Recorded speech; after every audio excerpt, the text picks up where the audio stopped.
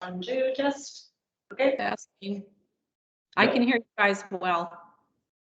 Yeah, we're recording. We're good to go? Okay. Yeah. All right. Please be aware if you are attending this meeting, our meetings are recorded for future viewing. We are privileged to gather today on the traditional territory of the Kwakwaka'wakw. I'll call the meeting to order and motion please to adopt the agenda. Moved. Seconded by Councillor Mitchell. All those in favor? Opposed? Carried. Moving to 7.8, the 2022 to 2026 budget planning process. We will turn this over to our staff, Harinder, to walk us through our budget package. Thank you very much. Thank you. Thank you, everyone else. So the preparation of this budget, I adopted an approach, and that is we should first talk about the capital budget. Talking about the capital budget, and with your permission on 2 sessions, will give us some predictions as to which way we're heading, and we will then reflect that into the operating budget. Operating budget from a revenue perspective, what will be our shortfall and how we can fill that shortfall. Also then, what would that mean in terms of our resources available? There is no real science as to whether we should do one before the other. Both should be done together. But to put it into pieces and to make it easier, it's my first project here to adopt this. In summary, the process that I adopted is that I took a this is what our numbers look like from 2018 to 2021. Where are we trending? And some don't get any grants. How much money left, assuming we decide not to take it and we decide not to take any loans, etc. Use that and those funds. Where would we like to use those funds in terms of capital projects? Second thing that I did is, and this was an ask of most of us, is what are our reserve funds, where do we look like, etc. I also thought it's important that we talk about the capital projects that were approved to happen in 2021. What is our progress? Have we delivered on any? Have we not delivered on any? Are we on budget? Are we on shortfall? And how much of it will be carried on into 2022? My approach is an inclusive approach. I don't want to sit in my little office and say so on. So I made a point to meet with each one of you. And I hope to meet with each one of you again in my next phase of the budget, which is the operating budget, to see what the council would like to see and incorporate that into as we move along with the budget. As I was doing all this, I prepared an analysis of the town's income and expense statement, and I excluded all grants except 2 or 3 grants which are regular, which is I think it's called small community funds grant, for 450 to $500,000 each year.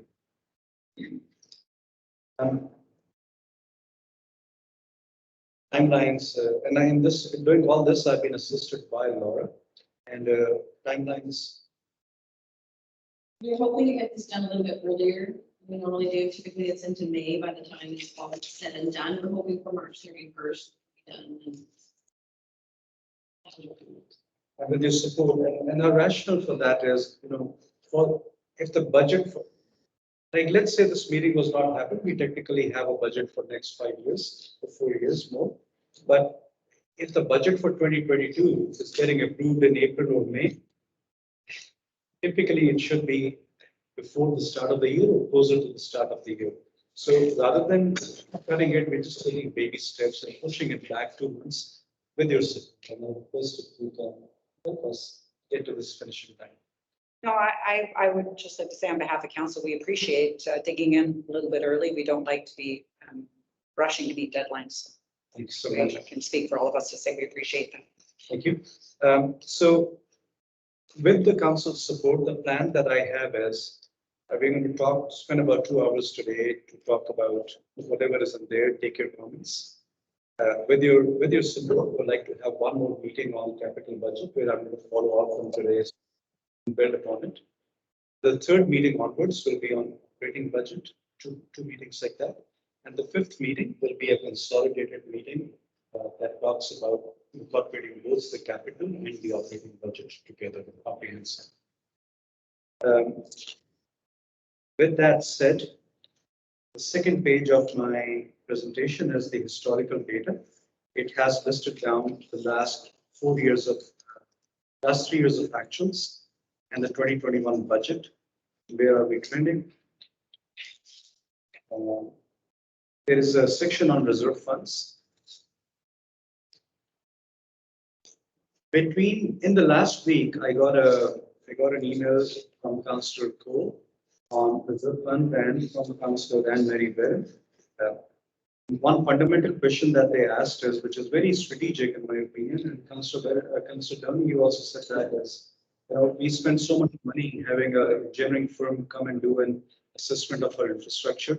They identified some improvements. How are we getting ready to fund those improvements? Am I borrowing money? Are we raising taxes?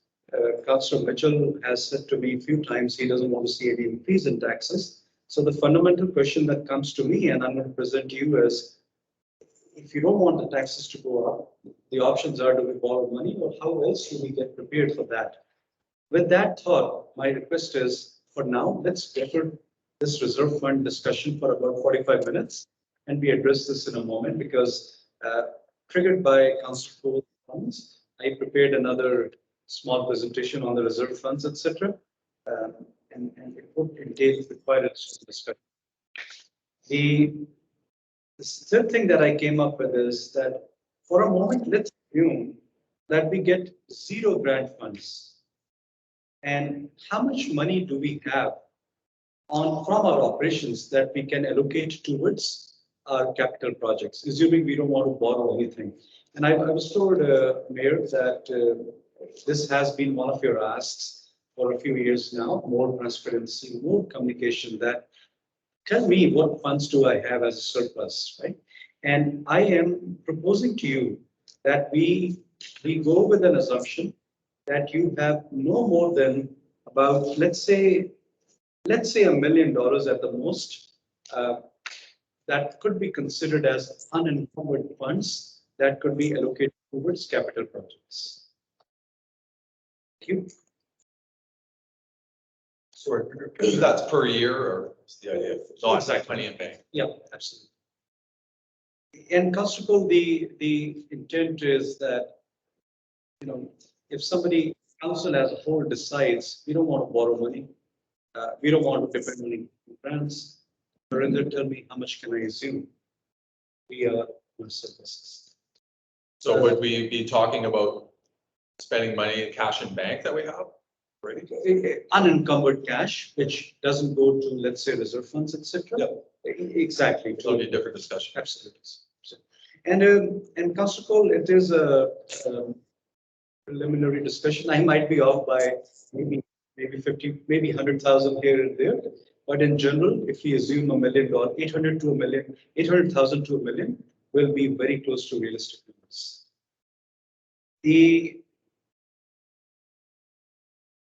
There are 3 projects that actually, no, we'll leave it at that. We also, as a part of going to the mayor and the council, I got a list of what each of the councillors and the mayor want in terms of their wish list. That has been added on the page for feedback from mayor and council. And as we progress, we can talk about how we handle those. My next sheet is status of 2021 capital projects. It goes one step further, that when we started 2021, on January 2021, what were the unfinished capital projects from prior years? What did the council approve for 2021? How much is our actual spent, and what is left of them?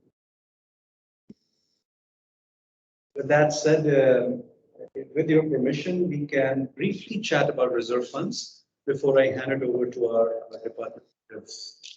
And to refer to that discussion, I'll draw your attention to a memo that I sent on November 24th, 2021, titled Reserve Funds.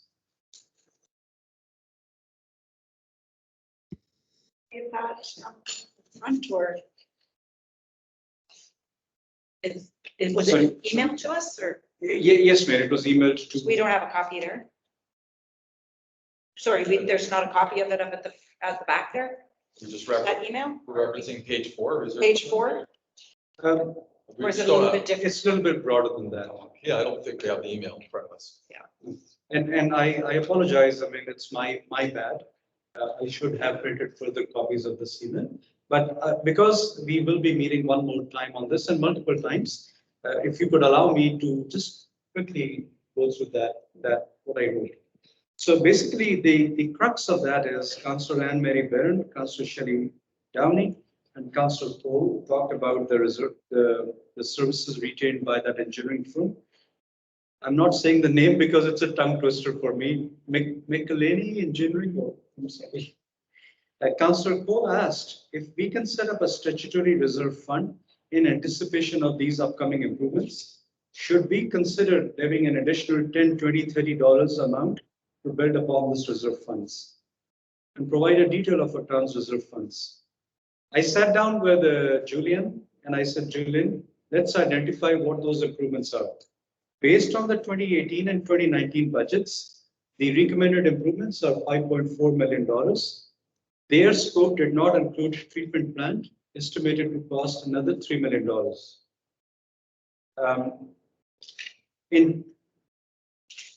I came up with what our reserve funds are, and the comments we have is that we come up with a new reserve fund, and we are billing about 868 accounts every year.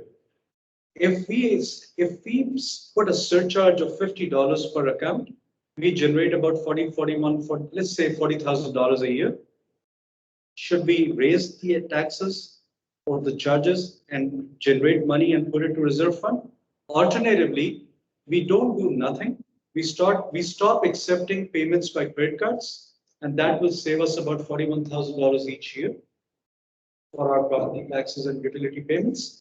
And we take that saving and we allocate it to that reserve. So rather than, for lack of better words, rather than putting a surcharge for anybody and everybody in this town, stop accepting credit card payments and you will generate an equal amount of revenue to go towards that reserve fund. That's basically what it is. I have to ask a question because I have brought this up before, and I am one who pays by credit card. So are you saying don't accept credit cards at all and the savings goes over, or do we put a surcharge for people accepting a credit card? Could we Yeah, do that? that's a great point.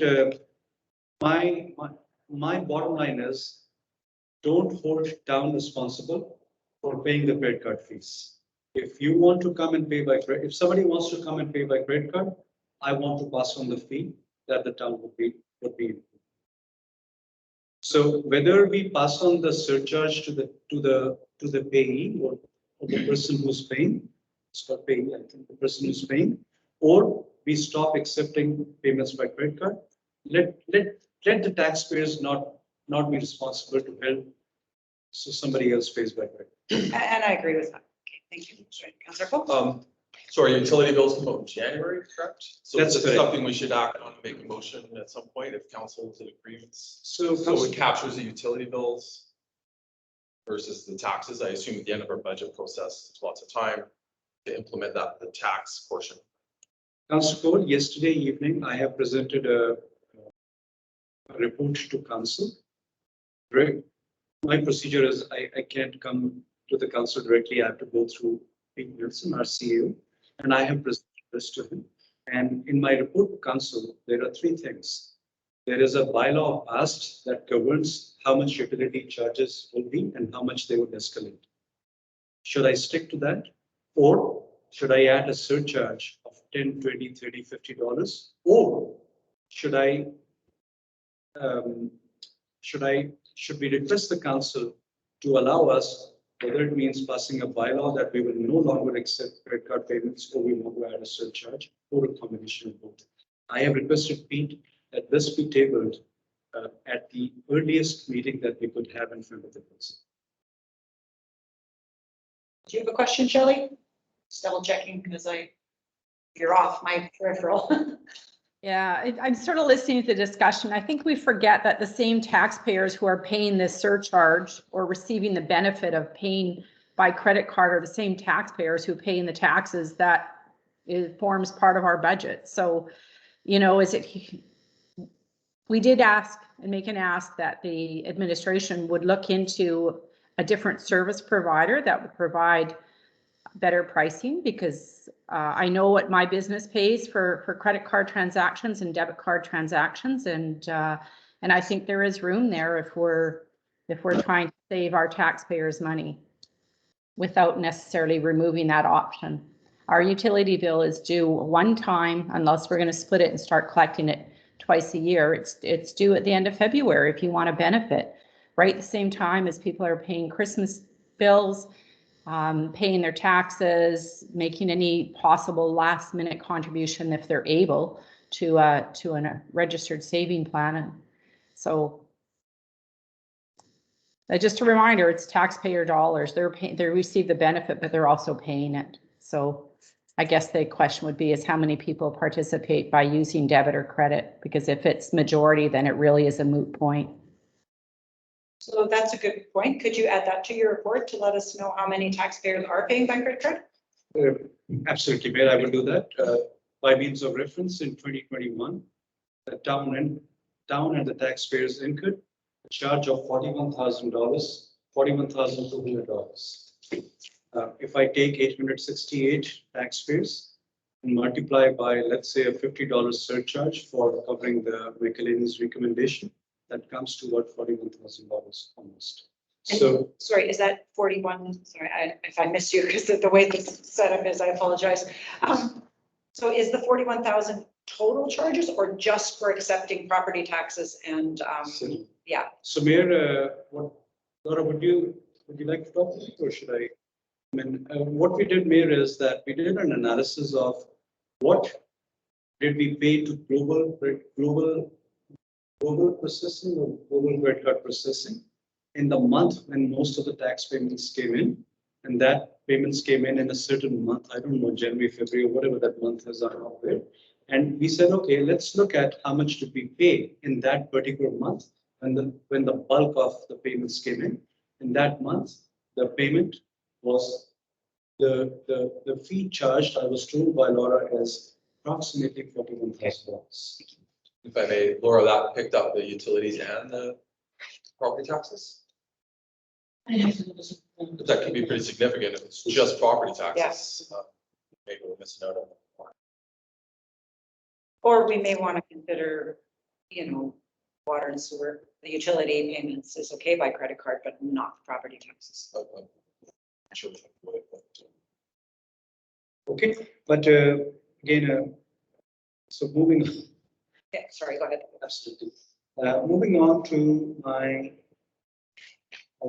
next part of the presentation is the status of the 2021 capital projects. This was prepared based on the feedback of Julian and Rebecca. Happy to jointly take any questions. And otherwise, I would invite. Any questions on that particular page from anybody? Definitely. That is, sorry, that's page 7 of 19. It's the first large fold-out page. Second, maybe Schedule B. Schedule B. Sorry, no, it's the status of the capital projects, it's Schedule A, right? If I might ask, what is in here, as far as I can tell, is any of the budget items that were approved with cost overruns that have already been included. I know the Haddington sewer, not sewer, but storm drain project had an enormous cost overrun, but it's shown here has been budgeted at $157,000. But originally it wasn't budgeted for that number, it was less. We ended up bumping it. And are there others in your shop that the capital project were actually not budgeted for what was spent?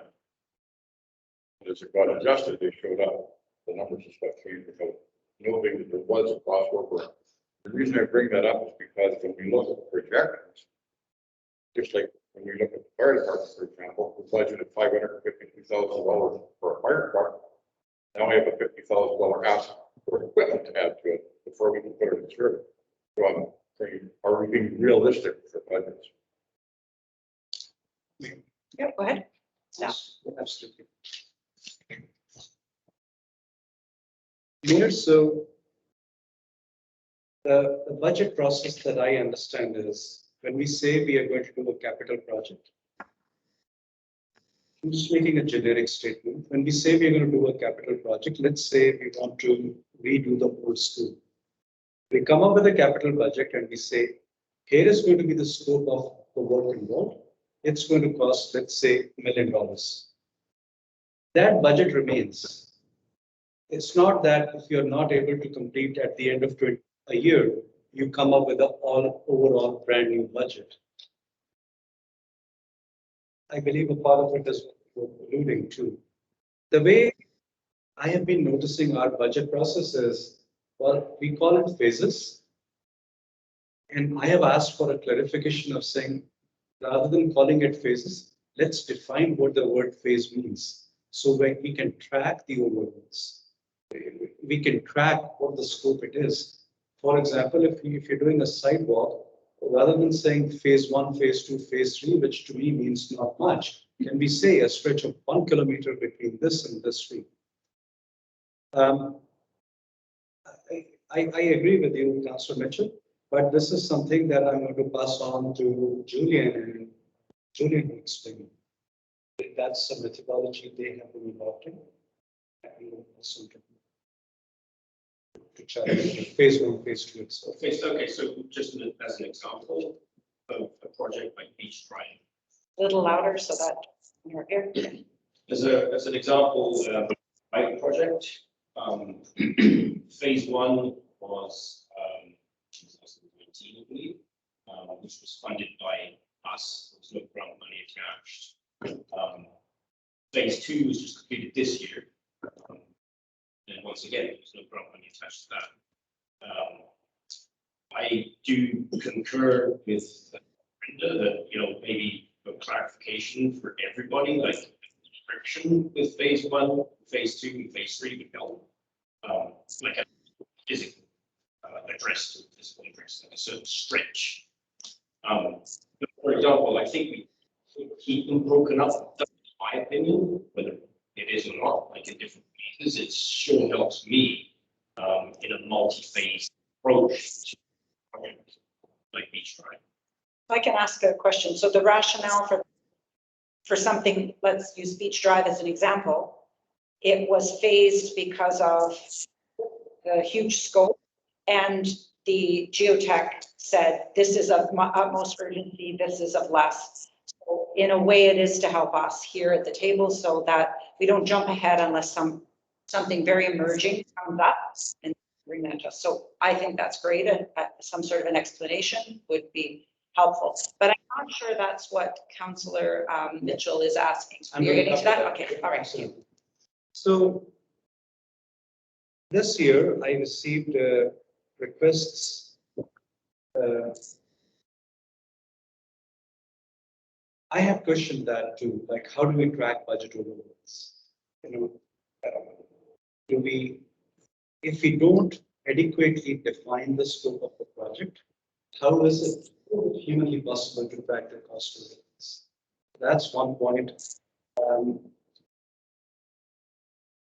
I have also talked about budget overruns. How do we track? Do we move things from one GL to 4 or so on? But I think, frankly, the summary to your question, Councillor Mitchell, is stronger budget, the clear definition of the scope of the project is going to be the answer to your question. I was also informed by Julian that his asks,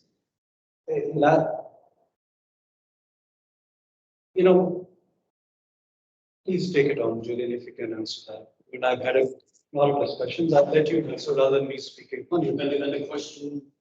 The question is, there are cost overruns, and how do we track cost overruns over budget? For example, there is $157,000 listed here. I mean, is that the real cost of the entire scope of project? It isn't. How do we track it? We talk about your asking, let's say, a certain dollars, but you're looking at a budget saying certain dollars. Right. Please take it. Yeah, so for example, I can give an example. So we had the swimming pool mechanical upgrade.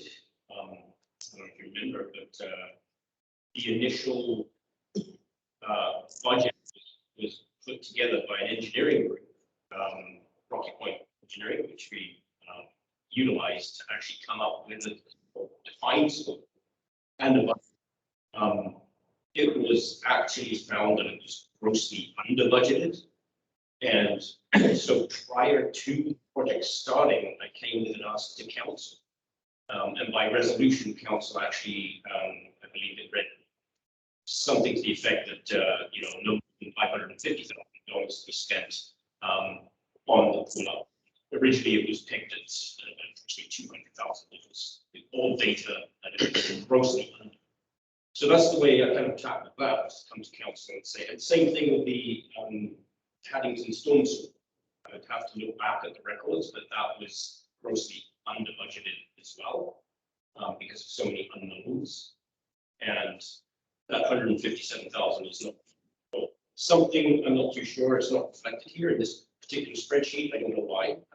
We have had previous referendum, another CFO, which possibly did things differently. So I think that is actually some of the issue.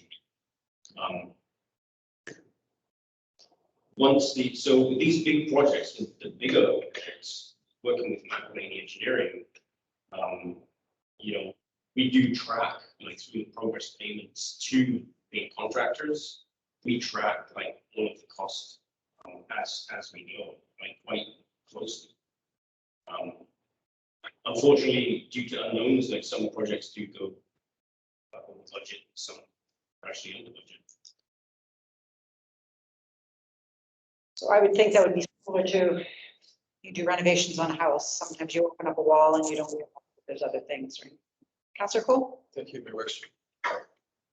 Yeah, it's a bit of an area of concern for me. It's like if we're constantly over budget, or we're underestimating engineering, or not being let down by the engineering, I get it. It's probably just subjective to you to sort of feel that. I don't know if we can quantify that. It is a bit of a concern, but stuff comes in at X and then it's way more. Yeah, okay, go ahead, Councillor Dan. Yeah. I just would say, I think we have to remember that we're in a period of rising inflation, and we're in an inflationary period right now. Budgets are our best estimate as to what a project will cost. We do have many reports that have come from engineering firms for a number of projects and needs within our community, but they are a few years old. And I suspect that if we put those out and recosted them, they would be much higher. And we truly don't know what our cost is until the RFP does go out. So I agree, I don't like budget overruns, but at the same time, I recognize inflation and the reality of we don't know what the project is going to cost us until we go to tender on it. Exactly what I was going to say. Go ahead. When I say that two items, one quote came in December 2018. The other quote came in December 2019. Like we are we're heading on our fourth year. I'm not justifying it. I'm just betting upon what else like are those numbers doing real? Yes. Go ahead, Julie. So we revisit them on a regular basis. Council approved two notices of two successive years, and that was the assessment of the storm and sanitary sewer. So we have actually completed, like Paddington, for example, Paddington storm upgrade is high priority projects that came out of that report. That report, it's very quantitative. Like it's actually does have a contingency in there as well. But before putting another ask, we do revisit those numbers. So when I say we, it's collective, it's myself and McElhaney Engineering. It's not just myself, and that's based on inflation and exactly. Never mind COVID.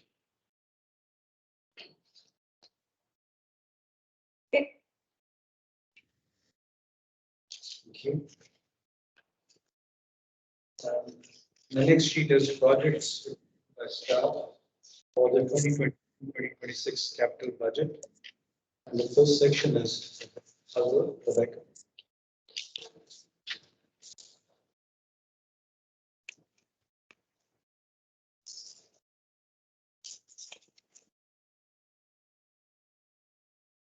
So for 2022, we are asking for the remainder of the EDO replacement.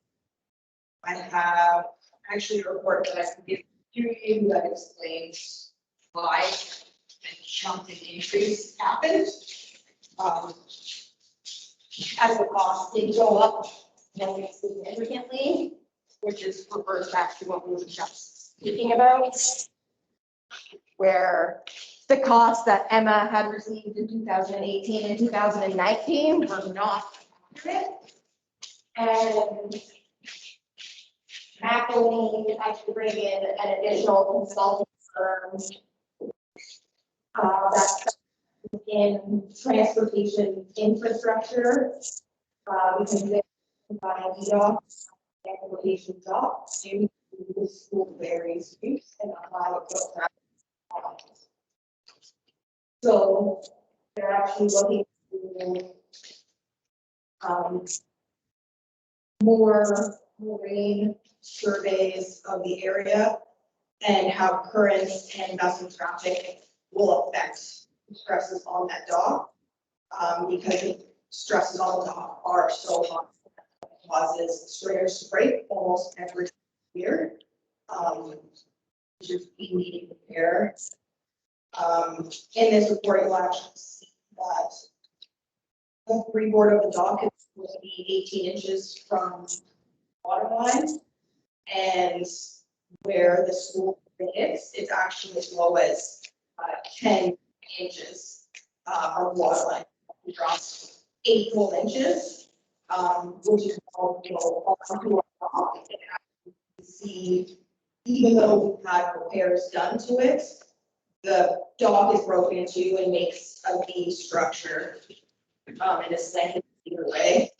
So the $600,000 dock replacement is suggestion of McElhaney Construction or McElhaney Engineering for a concrete dock with finally integrated vendors for large ferries like the school ferry that come in and use that dock constantly throughout the winter.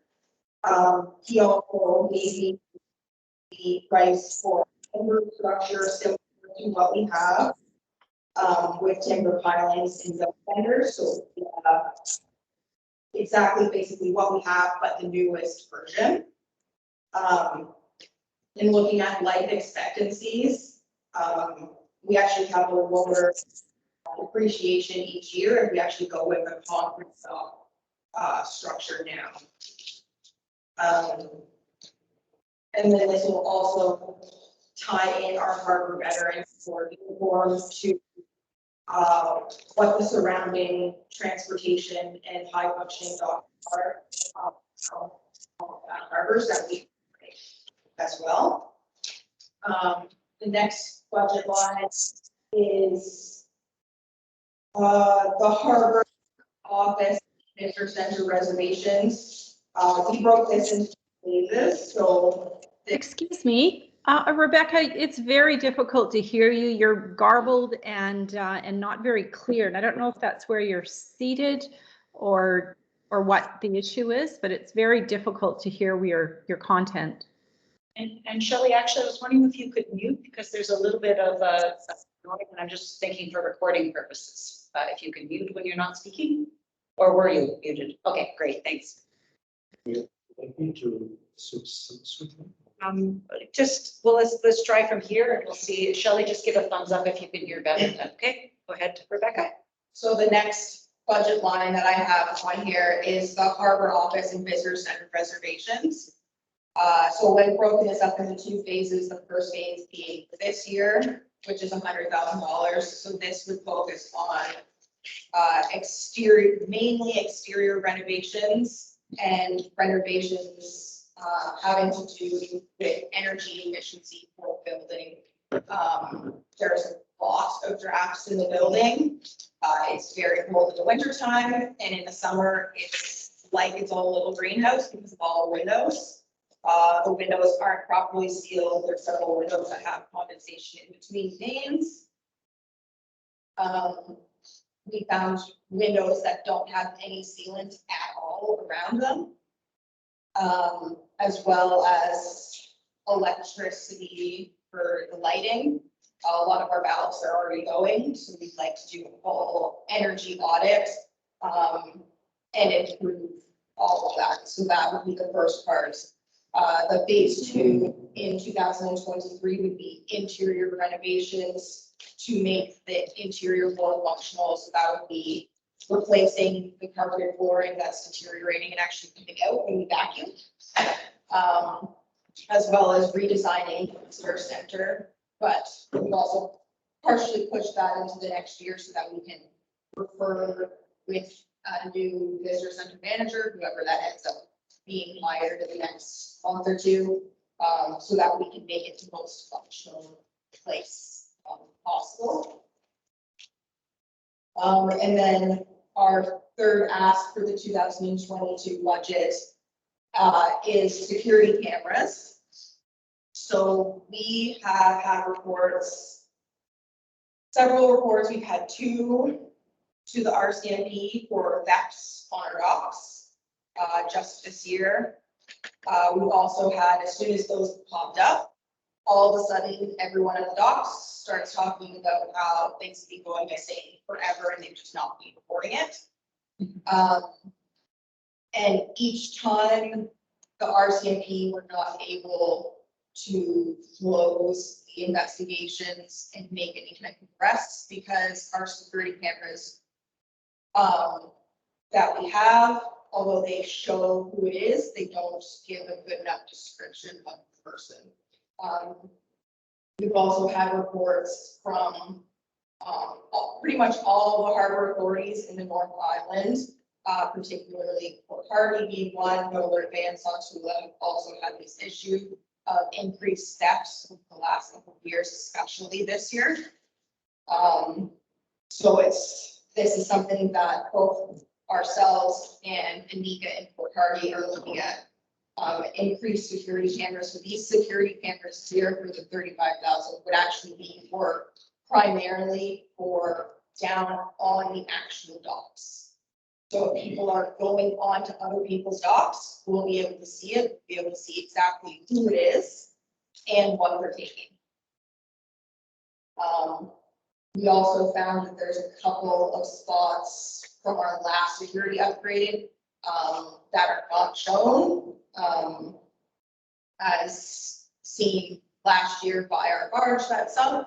We don't have a security camera that covers that MOT wharf, so we would like to put one there for sure, as well as at least one more covering parking lot A, as that was one of the areas that we had seen people going through people's vehicles.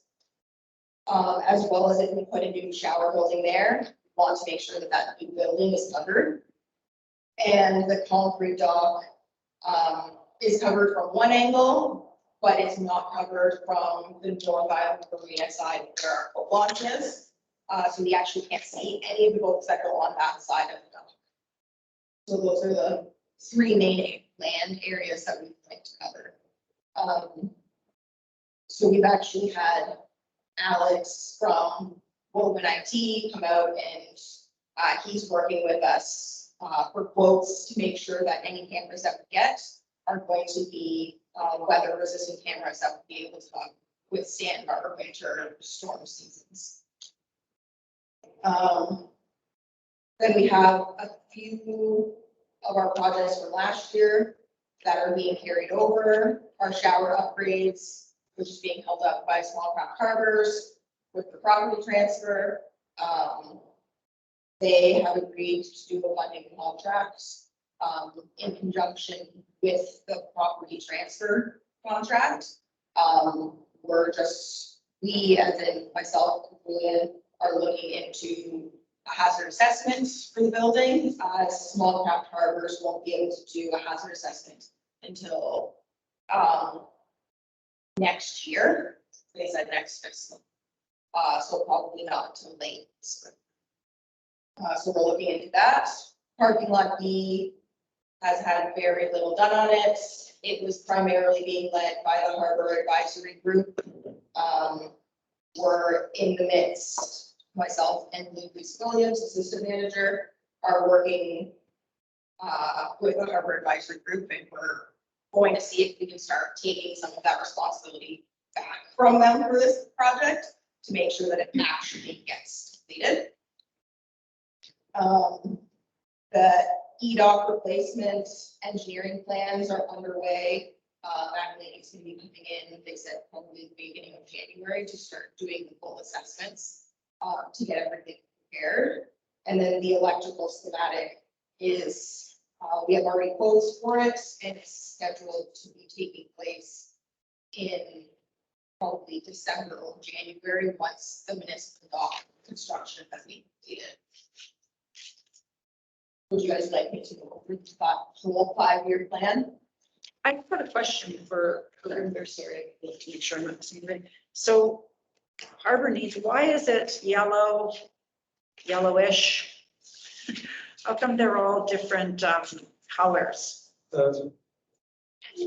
Where I was asked by Pete that each year should have a different name. Oh, I see. Sorry, I didn't read the number. I was just Color flipping over. combination. Yes, sorry, yes. So then just to, for this year, it says 905,000, but some of those are already pre-approved. So we're really being asked for either 735,000 if we go with the concrete and steel pilings, or 385 if we go with the wooden. You're absolutely Okay, correct. thank you. Any questions on that? Questions? Yeah, for further clarity regarding the engineering for the EDOC. So has that started with the engineering a wood structure and a concrete to give us a choice? Yeah, Or so- we should make that decision soon. So their engineering plans are going to be bringing in this consulting firm that focuses on transportation infrastructure.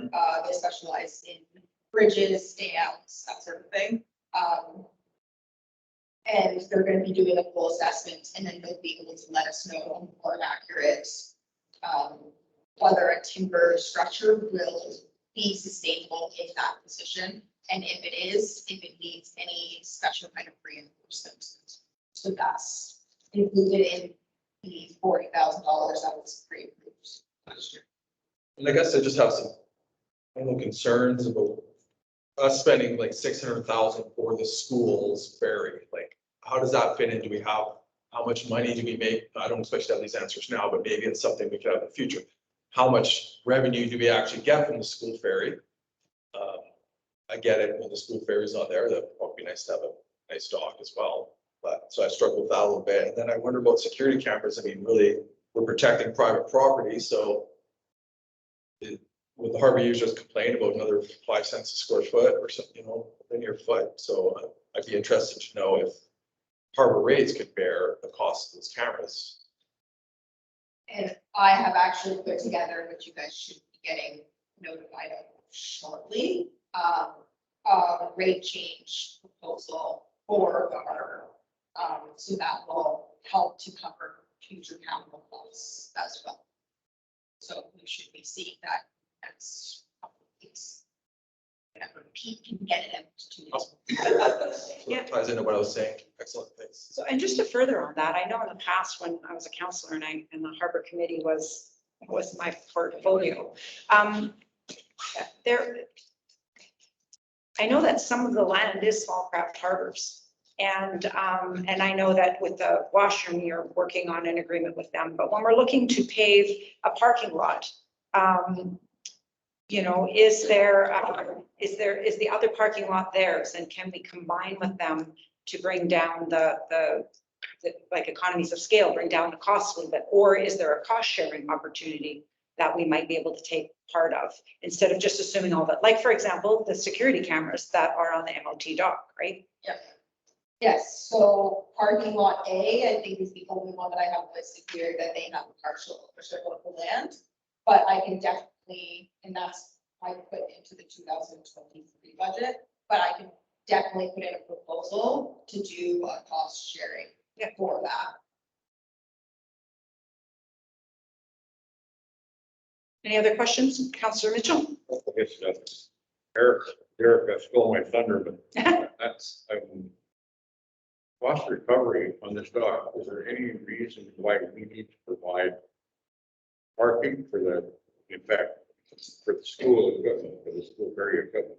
If they're not paying for it at full, why are we putting it in there? And the other problem I have is we paid to have that dock built for that purpose 12 years ago. And it was deemed suitable. Now we're being told it's completely unsuitable, never to put there. How do we know what they're coming up with now is suitable? For 600,000, 400,000. I'm really struggling with hiring experts, tell us what we need. To come along 5 years later, 10 years later, tell us, oh, that's totally wrong. And we hear this over and over again. And Well, I don't know if they say that never should have been put there, that what they say is it's not up to code for the time, right? well, it's not up to standard, the physical standard to carry a load that great. The load was known when they put it in there. And but it was wrong according to the people who are looking at it now. So are they coming up with something that we're going to be putting all this money on? If the school needs a ferry, maybe the school needs to get the ferry. We're on for pay for the dock or the lion's share of that dock. It's dedicated to them.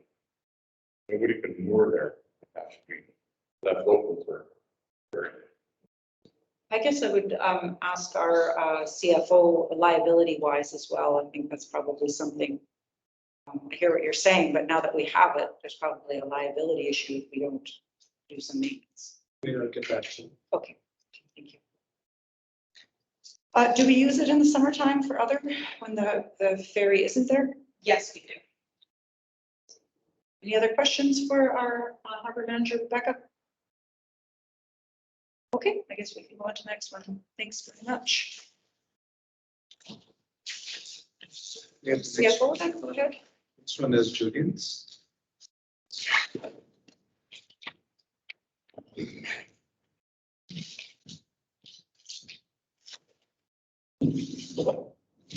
You hear me, Councillor?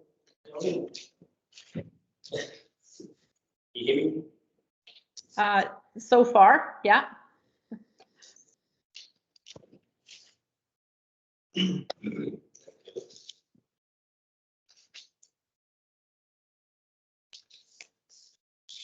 So, just to run through the Public Works 2022 capital needs, Schedule H. First one is basically a water chlorination study. That ask is basically, as you see in the reasoning there, the fact that we're going to chlorinate is probably real, not in the immediate future, but we are in the process of going through GARP assessments, which are basically assessments which we are to groundwater risk pathogens. So basically, it's a process that we have to go through that is part of the Drinking Water Protection Act. And so what this is on the heels of the potable water assessment, which we have not finished yet, but it's approved process this year. So modeling of potable water, which will determine flows, flow rates, etc. And then this ask is basically on the heels of that to generate like a fairly high level cost estimate of what it would cost the town of Waterfield to actually chlorinate the potable water system. So it's just being proactive. It may not be a reality for years, but I think it would be prudent for the town to actually get some serious numbers together for the future. It is, in my mind, going to happen. It's just a matter of when, unfortunately. So that's basically that. Well, I have a comment. Sort of my gut on that was it's going to be a huge ticket. The province tells us we have to do it. So at that time, we're like, help us fund it. So I'm a little gun shy to help sort of fund it now. If it's gonna be shoved down our throat later, then that we're in a better position to. This is just to get the numbers together of what it's gonna cost. I understand, but if, To do I'm saying if through UBCM or something, there'll be a small grant that will allow us to plan for it. That's what I'm hoping, especially if the problem's kind of needs. There are small grants. This is basically worst case scenario, I'd say. There are small grants that are actually out there in the neighborhood of $15,000, which we're pursuing right now. And that would be going towards this. So, yeah. And my rationale would be if we've got the study, we could be the first for the actual grant application because there's probably going to be lots of small municipalities that would be in dire straits if they were legislated to. Councillor Mitchell? I guess the biggest issue I have with this is that there's no directive that we need to coordinate this fund. It could be up to 10 years down the road before that happens. And I think anything, because we're just really moving forward here on a hunch, not on any concrete. So if we're going to move forward on a hunch, I think we'd be better to take $30,000 and put it into reserve in the event that that occurs, and then we're building some capital. Spend $30,000 on a study now, tell us how much it might cost, what might need to be done. There's information we can gather later that we might not need to gather. So I have actually, with my our health officer, last year, basically driving of the assistance. It's not official yet, but it most definitely is leading to some kind of disinfection. So that was basic. So what I'm saying is that I have done some legwork on this, Councillor Mitchell. It's not just a hunch. I have actually done some legwork on it, and it is looking quite likely. Say I can't guarantee it. Until we get those dark assessments done, which they are to be done anytime now. It's just with COVID and everything, it's small. We should be getting those assessments officially done pretty soon. And then obviously from that, the recommendations of directives. But I can't promise that that's going to be done this year. That's not this schedule. Did you have a question? Councillor Downing, go ahead. Probably more of a comment. I guess I'm wary to pay for a study that's just going to sit on a shelf. I think we need to determine, is this a need, yes or no? And if it is, then go to the design stage and let's figure out what the cost and the estimate is. But we're spending a lot of money on studies, and if we look over in Abbotsford, they've spent a lot of money studying their dike system, and nobody ever acted on any of their studies. And look where they are today. So how many studies do we have sitting on a shelf right now that perhaps we should be acting upon to prevent further damage and liability and issues to our residents in the future? So rather than pay for another study, should that not be more of a priority? Address the studies that will have drastic implications to our citizens. Yeah, point taken. If I may make a suggestion then, from what I'm getting from the table here is, don't know when, but we are pursuing that small around 15,000 that I mentioned. Whenever that is, there are multiple intakes like throughout the year, so it could be quite recently. Maybe we should put that 15,000 towards this if we get that, if we're successful, and then just take the 30,000 off the table. What were you originally going to put the $15,000 application? Well, we'll just subtract. We will just go to, if we get the grant 15, then we would only be spending 15 with the 30. It's an estimated 30,000 estimated figure, basically engineering. Like is solely engineering. It would be studying the potable water system, how to go about coordinating it. So before Councillor Cole, I don't really think you answered Shelley's question. So I know that we've done other studies Sorry. and I think we know we've acted on some of them, but are there some that are sitting there that we haven't acted on? Second, yeah, valid point. The second part to your question there, Councillor Downey, is that in the almost 5 years that I've been here now, and you've been part of one of those 5 years, I've asked for multiple studies to be done. Sanitary sewer, storm sewer, and also potable water. We have acted on those studies. For example, Paddington storm sewer upgrade that we did this year, that was directly taken out of one of those assessments. I'd say assessment rather than study of our storm sewer system, and is now completed and successfully completed. So for sure, we're acting on those reports and the assessments that I've asked for over the last 5 years. Thank you. Councillor Cole, question? So when that 15,000 come out of the water utility charge, like there's a budget there, like why would we take a set of general taxation revenue when we could bump up our utility fee 25 cents or a buck or whatever, and would cover that? So I just want council to consider that. Yeah, that would be something I'd have to hand over to our CFO for it there. Whether or not concerned we could take it out of. So, Councillor, I'll make one attempt. I may not be 100% accurate. Last year, 2020, we had a deficit in water. Well, water is a subcategory of $88,000 rather than surplus. So, in other words, if I take each of the divisions, saying how much we collected, how much we spent, we had a deficit. We have reserve, talking of reserve funds, the non-statutory reserve funds that we have is a general reserve fund that had a balance of 200,000 and a strong water reserve fund that had a balance of 146. Now, Councillor Cole, this is as of December 30th, 2021.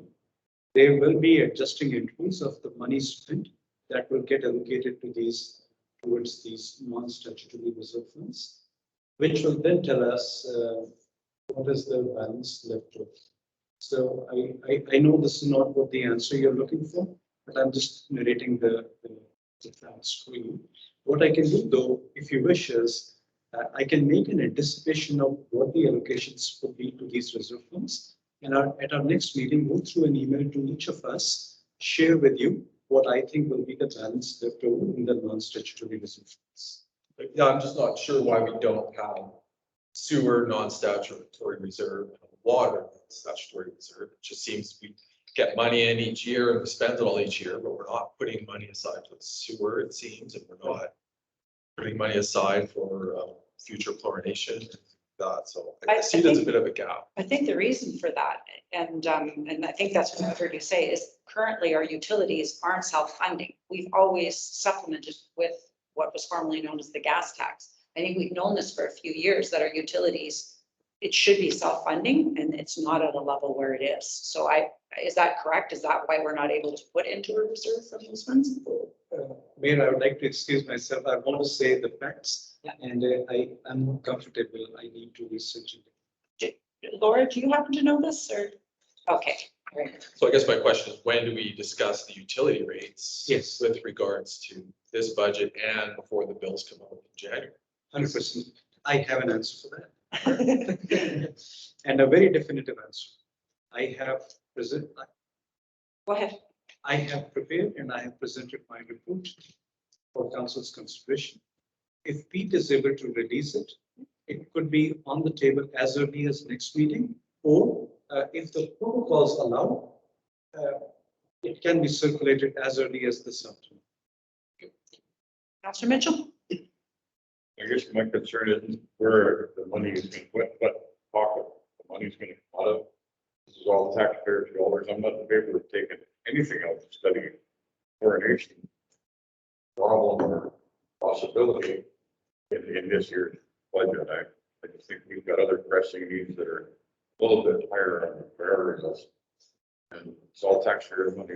Somebody has to go get a job and paycheck and put this money in the coffers. Whether it's reserve or grant or whatever, it's all coming from the taxpayer. Bridget, did you have sorry, CFO, did you have a comment? So maybe just same answer in a different way. We subscribe to a database that talks about all the grants that are open and which are accepting applications. One of the grants that we were looking at is talks about reviewing the infrastructure. Specifically, I think it referenced to water. I believe it covered about, I'm not sure, about 50,000, 50% or 75% of it, which is what triggered to see if part of 100% or most of it, this 30,000 that is written would be covered. Again, you're absolutely right. If it is only 50%, then the balance 15,000 taxpayers would have. Okay, so I'll ask council. I think I am hearing a direction on the water chlorination. Are we in favor of looking at it in this year or not? So those, I mean, I'll ask a question. Who would not like to do this study, have this be included on this budget? By show of hands? May I ask a question first? Sure. Yep. What would the impact of this study have done with our recent boil water advisory? That's a very good question. Go ahead. Julie? Yeah, this would be permanent disinfection of our water system. So this basically what this asks is to have sort of like item cost and so like changes to the infrastructure would look like in order to successfully disinfect.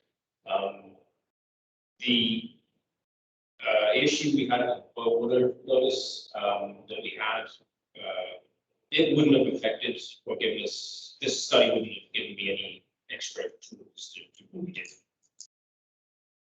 So, okay, I was just going to say, based on, you said the DEHA is going to be doing a, what was that study? It's a GARP Yeah. study, so groundwater at risk pathogens, GARP.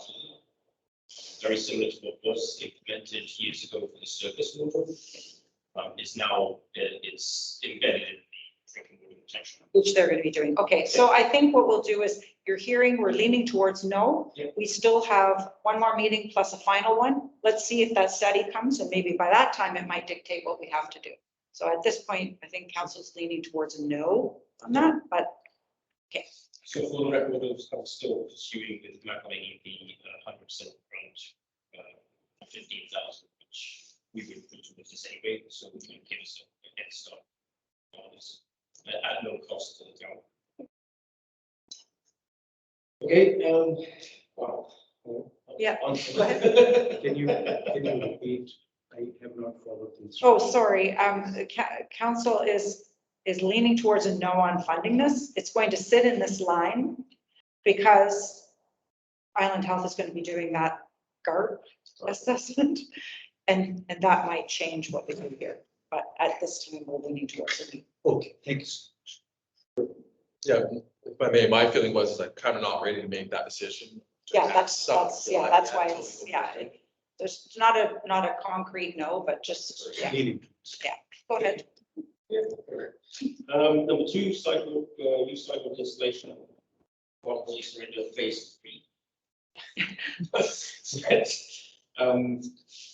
Basically, this was a phased approach to the addressing the safety concerns, pedestrian vehicular interaction on Pioneer. As you guys are well aware. Julian, you're becoming garbled again. Sorry. Okay, so phase 1 was the, is that better? Yeah, okay, phase 1 was the installation of the new sidewalk where it meets Campbell Way at the top. Phase 2 was the completed this year, which was from Campbell Way at the bottom of Pioneer Hill up to McDonald's shop, that area. And then phase 3 is now to connect. So what I'm asking for here is to connect basically so the Pioneer Hill Drive will have a sidewalk all the way from top to bottom.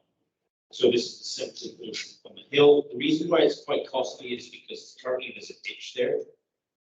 And so this cost is going to include storm sewer installation as well as the sidewalk installation.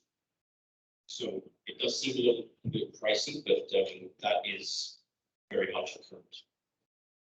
Thank you, Mayor. Could we split those costs between storm drain reserve and was this gonna come out of the road and side? It says maintenance. I'm not sure, like our reserve says maintenance. I don't know why we would have a reserve for maintenance, but road and sidewalk, we have a reserve, so would it come up for 300,000 there? Yeah, I would have to turn it over to our CFO, but I'm assuming that it would be coming out of that. So I guess that's what I'm wondering, if it's coming out of there or general revenue for the year. Councillor Cole, rather than taking, I will take your question, and pardon me, I don't know the word too much. My thought was that we identify projects today or in the next meeting. And once we identify and I'll answer your question in a moment. Once we identify those projects, we then make an assessment of what reserve funds we have. We prioritize our projects and say, how are we funding it? I could answer that for you, but if I get a list of what the council, mayor and the council would like, then I know what my surplus is, I know what my reserves are, and then we come up with what we can fund, and we then take a decision from your directions that, okay, for these are absolute musts. For the balance, if we have the funding, proceed or not proceed. But to answer you, I will take your question, Councillor. What I did today is I printed this is a non-statutory reserve. We don't have the 2021 accounting transactions posted against these reserves. It is likely that once the repairs that took place in 2021, if any of them need to be allocated to these cost items, these non-statutory reserves will not stand at this amount. I don't have an answer. No, I think that's really great because we have a tendency to get into the weeds right away. So this is good. So if we determine, what I hear you saying is that you'll go back and you'll say how we can fund this. Absolutely. And that's when we can have the conversation about whether we really want to fund it or not and the method in which we will fund. I will say that I think that this was hard, correct me if I'm wrong, for that active transportation grant, that it completes a loop, which, well, we may not have said it in the grant, but I think the idea was that it from the seniors getting the pathway down, doing that work along by IGA, it completes a transportation, active transportation. It does. Yeah. It-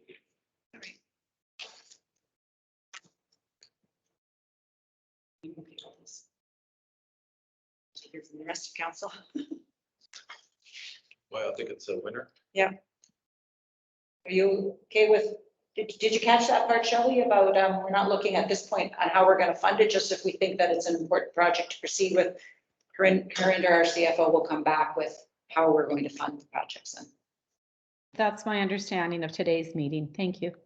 so are you feeling good about the sidewalk as well? We'll keep that to complete that active transportation loop. I'm in agreement. Great. Next. Okay, number 3, Allinson Otsego Storm Sewer Upgrade. This, once again, Councillor Downing, this has come directly from, this is another one that's come directly from the stormwater assessment that was completed in 2018. So it's a continuation of that program of fugitive flow control. And it's very similar in scope to what we did further down Paddington between Pine and Cypress.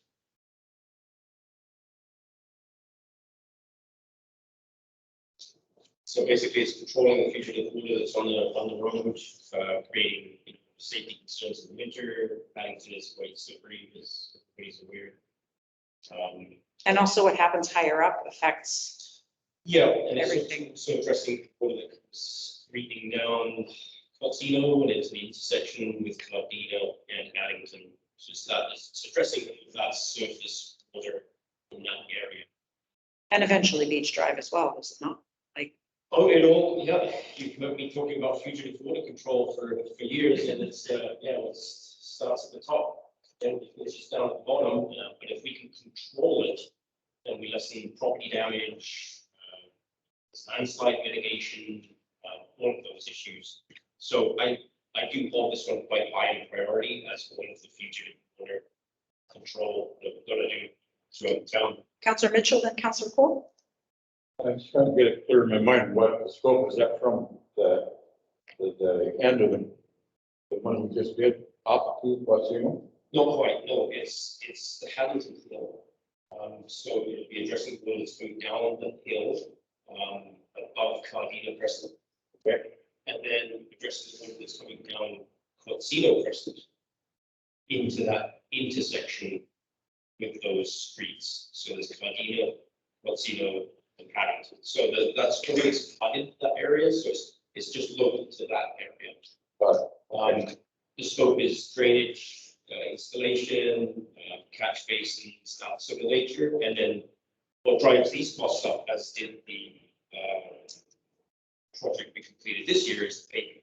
Because there's a lot of regrading that needs to be done. It's not just paving, it's actually, if you've noticed, like the project we just did, we really did regrade the actual intersections, directly right out of the grading intersection, so they have to flow properly into the catch basins, which wasn't done. The roads were constructed, there's a lot of crossflow, there's frankly, it's just the way it's done. So would you anticipate a culvert up Paddington then? Yeah. So could we look at like paving a shoulder there at the same time? Because like literally there's no cycle route or anything. It's the narrowest, it's the easiest hill in town. It's on the active transportation. Good point, yeah. You know, because we missed that opportunity along Beach Drive. We put in, you know, cement, ditch, whatever, and it could have been culverts and the sidewalk. So I just, you could consider that planning process. Just for some clarity there, that's actually also a capacity issue. That ditch is Down actually there. designed to withhold, moderate landslide. So it's a whole big tank. Okay, no, okay, thanks. Yeah, just with Good point. Yeah. But yeah, going up Paddington, I can definitely consult with backlighting. And then, for example, maybe the paving portion could come out of the sidewalk.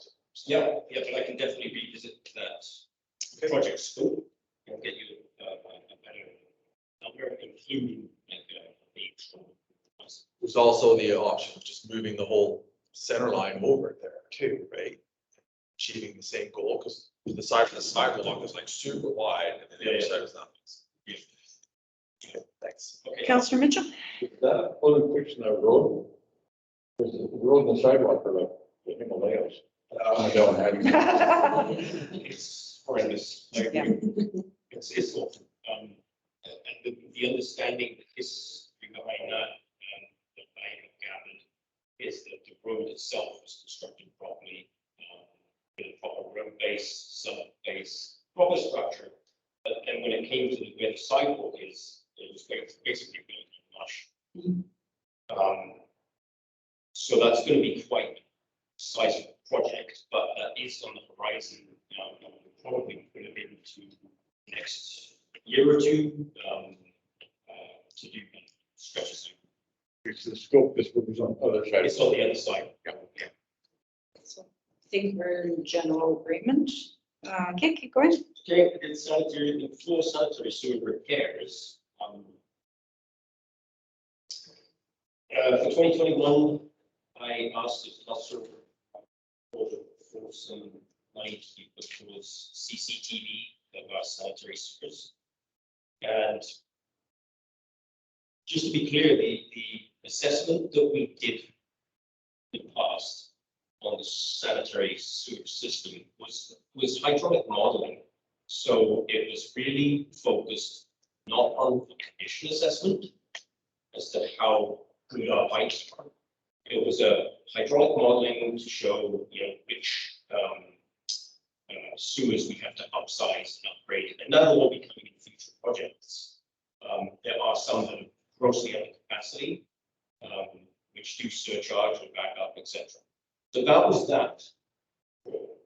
Then last year I came to you and asked for the CCTV, which is basically still with a camera and strictly the conditions of our sanitary sewers.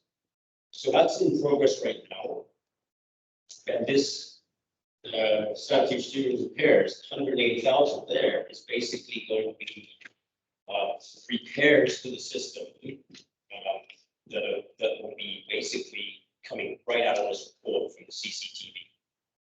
So these numbers are still built on, I made a note that the cost of repairs is reflected by similar exercise being undertaken by another small coastal community, which is TASIS. And our engineering group back lane have been doing exactly the same thing. They're just a year or two ahead of us. So they implemented a program where they do the CCTV, they have a set budget. From that CCTV footage comes a report with recommendations of how to repair fractures, line breaks, dips, all that kind of thing in the gravity system. And then so I based this number on the how many kilometers we're going to get to scope with the budget that I asked for last year. And then what they typically on average found in TASIS, and then what the typical costs of repairs. So that number's pretty accurate. And in fact, that would be, we just didn't do $180,000 worth of repairs. It won't go over budget because we'll just stop once we reach that budget. Go ahead, Councillor Cook. You mentioned hydraulic modeling, and I just wanted to bring attention to council, like, we're talking about developing Pioneer Hill. And a little bit of a tangent, but do we have proper modeling to say the pipes can handle X amount of houses there, or is there work to be done there with regards to stormwater, sewer, and domestic water? 100%. That's a great question because that backs up exactly what the analysis have been over the last years. And it's been development too, like those processes too, 100%. And the potable water assessment, which is the third one in the trilogy, if you will, which is being done, we'll have it ready by the end of the year. We'll also show, like, if we have the capacity, if we have the flows, like, so we have numbers, so that if we are approached by a developer, we can actually say, yeah, we can put 40 homes or whatever. Right now, we just don't have that information. That's why these assessments are necessary. Right, and I'm glad you said that because I kind of feel like we're really gung ho. We got to get our ducks in a row. Yeah. Well, and that brings up a very good point. We know that one of the biggest issues we have is housing, for attracting workers, for people who are already living here. And, maybe the water chlorination 30,000 isn't what we budgeted for. Maybe with 30,000, we budget for where we project the next development might be. Okay, I think we're generally okay. So next one, we can just cognizant of the time we have till 11:30. So, yeah. Okay, next one is. Actually, before you explain this one, I have a question, and I think we all know what the schoolhouse free tree removal. At this stage, wouldn't this now be in, rather than a capital, be in operation? It's maintenance. A one-time thing. I thought about that too. Yeah, the reason why I put it in capital is like, it would be a big jump. I mean, it's like $35,000 is the price tag for that. And that's, it's going to be coming up again. This tree removal business is like, it's been left for so many years that it's a huge jump to get to the level where we need to be, where it is just a couple of $1,000 maintenance a year. And at that point, I could sit with the CFO and say, look, let's throw in $5,000 extra a year, just for that. Maintenance increase. That's the only reason why I put it as capital, it's just, it's a lot of work to get to that point. Where we can just be thinking. Well, I don't think we want to go backwards, so. Well, the ask would be, to see it, for $35,000, I mean, great. We'll leave it here for now, I guess. Okay. All right, next one, airport well COS upgrade. Yeah, well, sorry, go ahead. So we've been doing a leading on dating years. So it's 35,000 and 180,000 of it is Well, I think right now preliminarily, we're not, yes. including this 35,000. I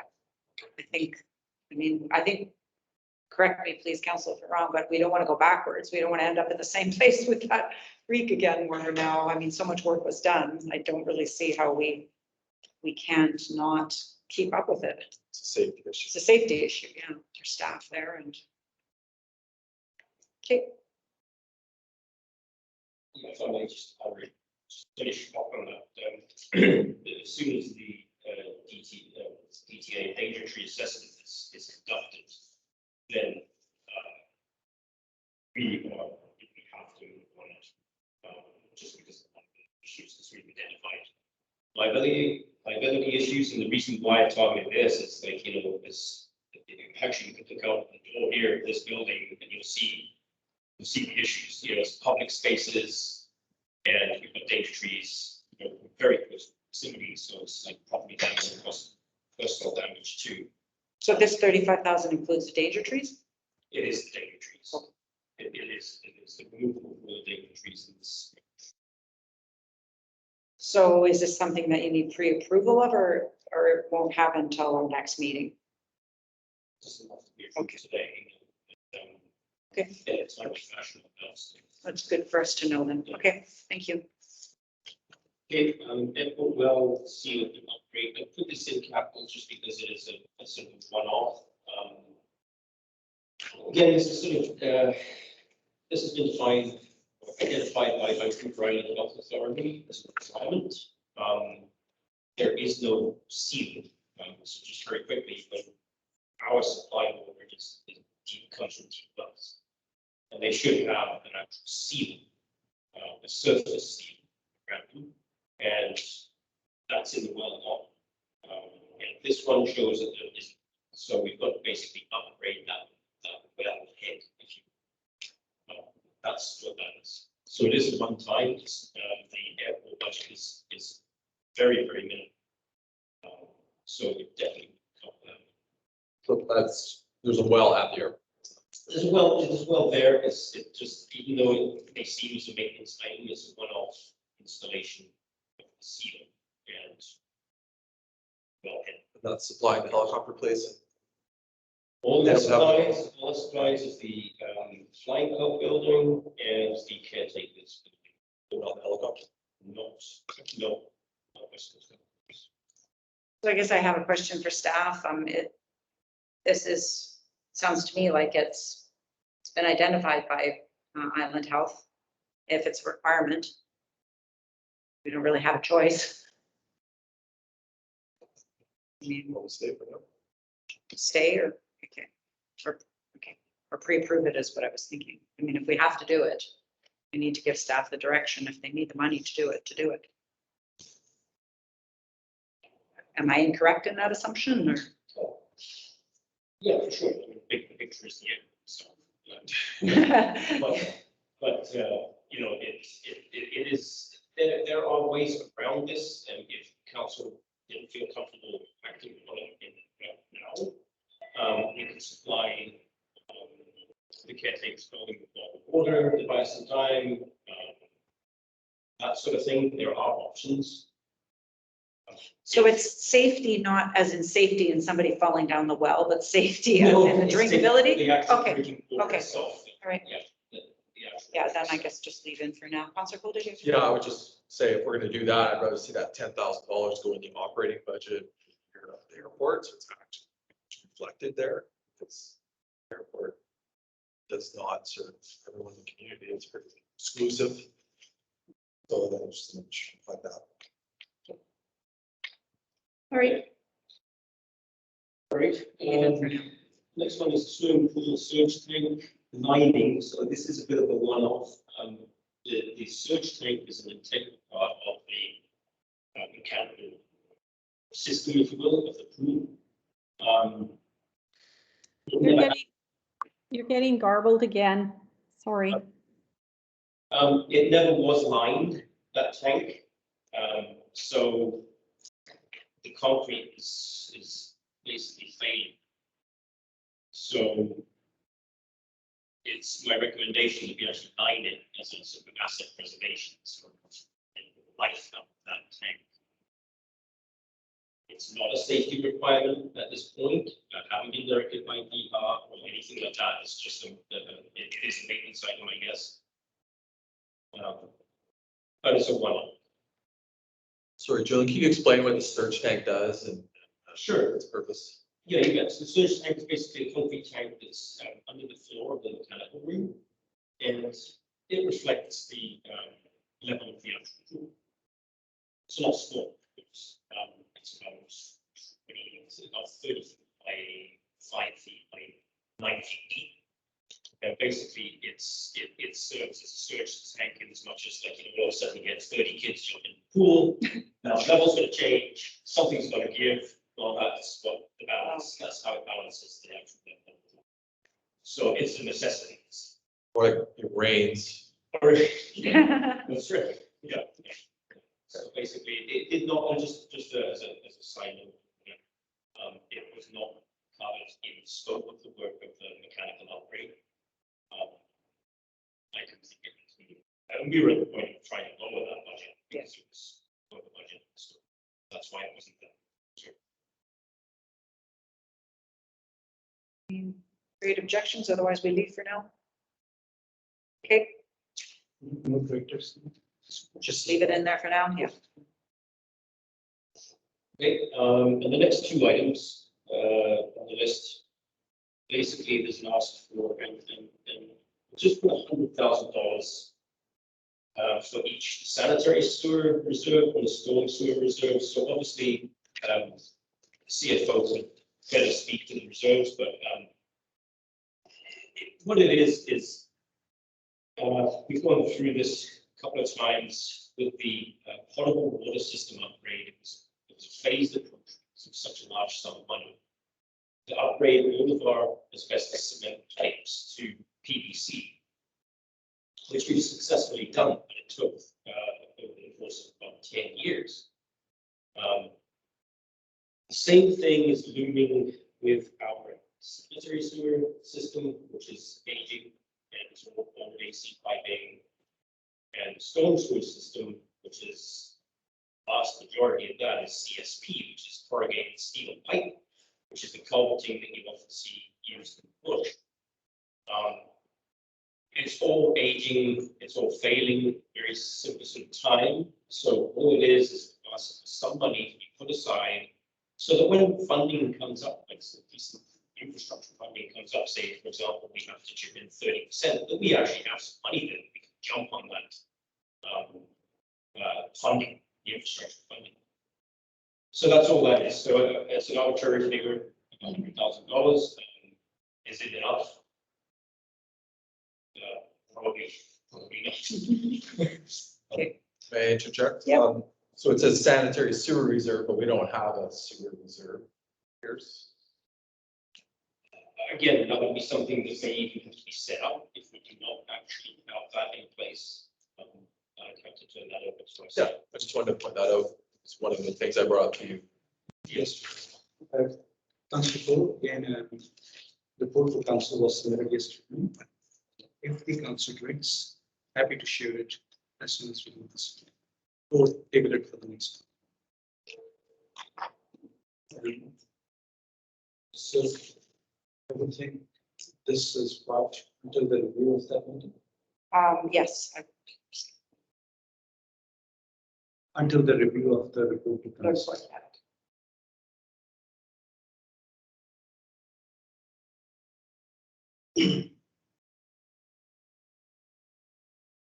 We have a committee of the whole coming up, which doesn't have a large agenda. It might even be on that, which is.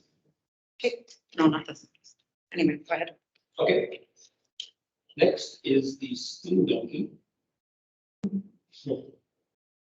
So, my ask is that council come to some decision as to, what they would like to see done with this asset.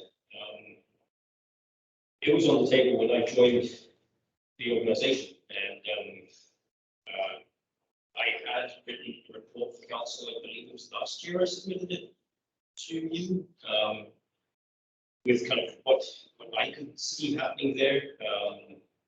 In a nutshell, concrete pad wood behind it, with a new skid, which is what the steam donkey structure sits on to do it, and literally frame the steam donkey back to a minimal distance, 40 feet, onto the new pad, and then disassemble the old pad and stand out. That would also facilitate parking, which is a crunch, as Rebecca would speak to, and parking lot A. So that was in the report, and I can dig that up for council again. But it's now the number is getting bigger and bigger because Steam Donkey itself is putting it to state of disrepair. It's not just paint, it's actually now going to be a little bit more than that. And the number of 20,000 is like, that's, I put a note in there too, to in past years, we've had several businesses volunteer, contributions.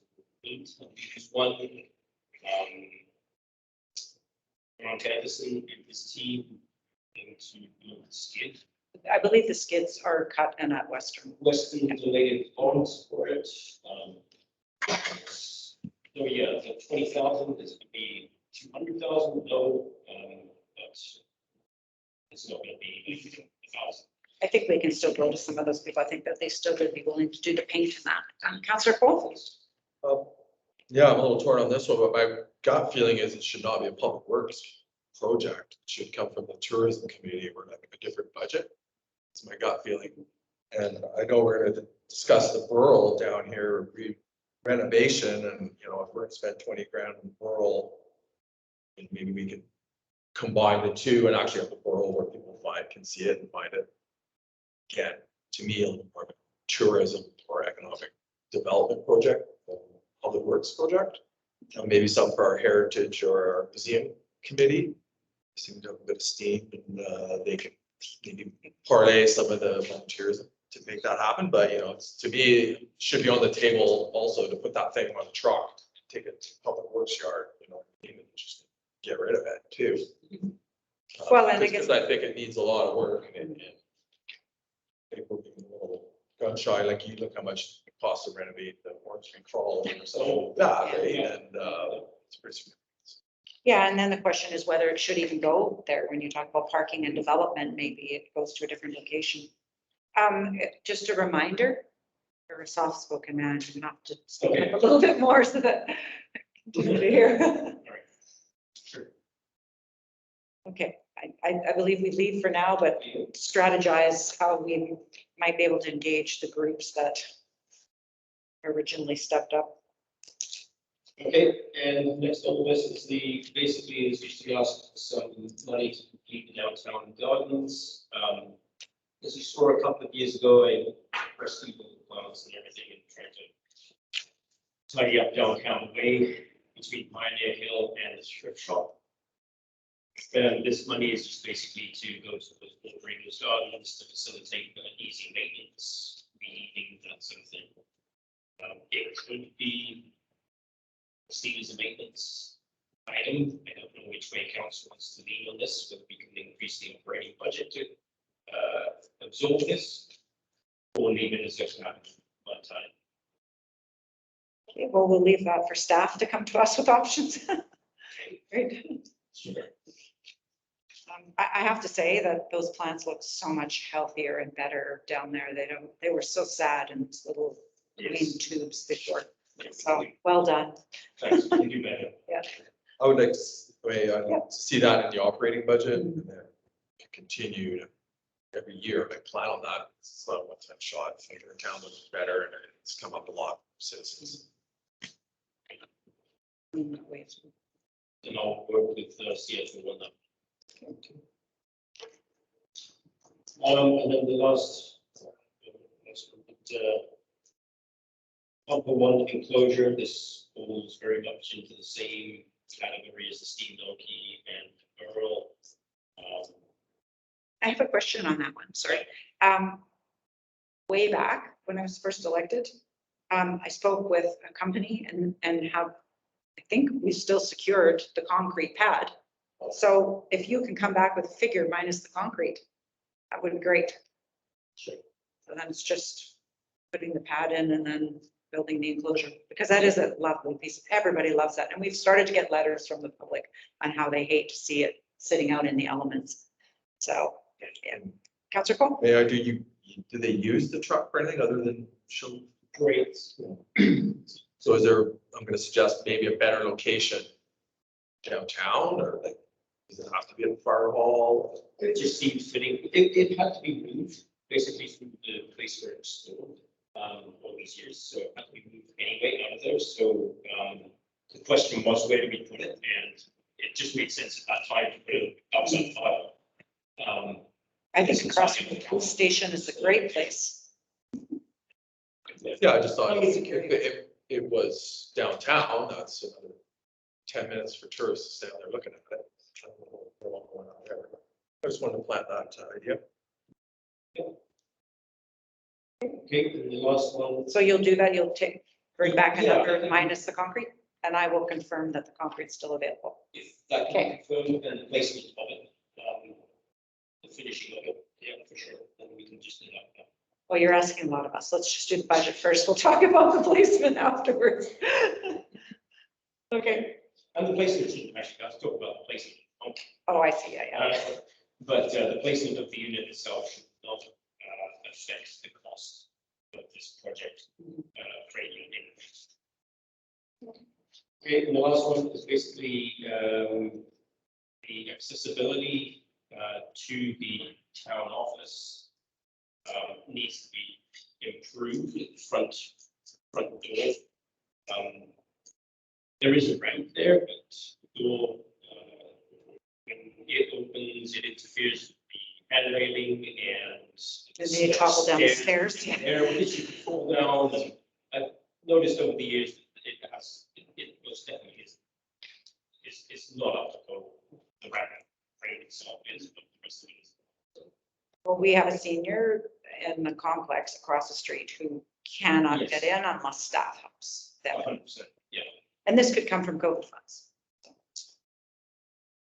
Mhm. There is solar equipment that we think we could benefit. So Excellent. You were going to ask a question? Yeah, I go through that door all the time and I'm so physically fit, I could get that door open, but I have a lot of trouble with it. I don't believe that it's just a matter of placing the door, that whole thing has to. Oh, yeah. It's probably a lot more than 25 around. But that's a very big number for the amount of structural changes that need to be made. I guess I think maybe before we approve doing that, we need to decide if we want to do something more in that building. The way it is anyway, and just maybe put an electric door in there. Would probably help just doing that and nothing else. Immediately. It's just about changing the landing area would be counterproductive if 2 years from now we're gonna do something major. Then all of a sudden. That kind of goes to like a facility study. Maybe we do the study and it's best, everything's consolidated in the old school and money there. Meanwhile, we just spent 50,000. Building we're not going to use. Exactly. Okay, any other comments on that? Questions? Okay, so I don't think I heard pull it out completely, but we'll have further discussion on, I mean, that actually that town front door leads us on can lead us on a bunch of different. Okay, so leave it in for now, please. Go ahead. Here, this, I'm new, so pardon my Yeah. lack of knowledge of the difference. As we talk of accessibility door in the town office, can we, I should have asked this, but it just did not cross my mind. Should we consider simpler, easier access to this building too? Oh, absolutely, and the same at the harbor as well. I mean, if you're talking about applying for a grant and making our public buildings more accessible, then absolutely. So But why wouldn't just look at one? all three buildings. If you're talking a grant, right? Yeah, Grant we will get application. back to this. Yeah. I don't know. How was the rest? Sorry, apologies, rest of the council. We've done a bunch of work here at the old school. Yeah. right? So, those things. Okay. So then that leads us to the fire hall. Yes, please, and I can speak to some, just one item.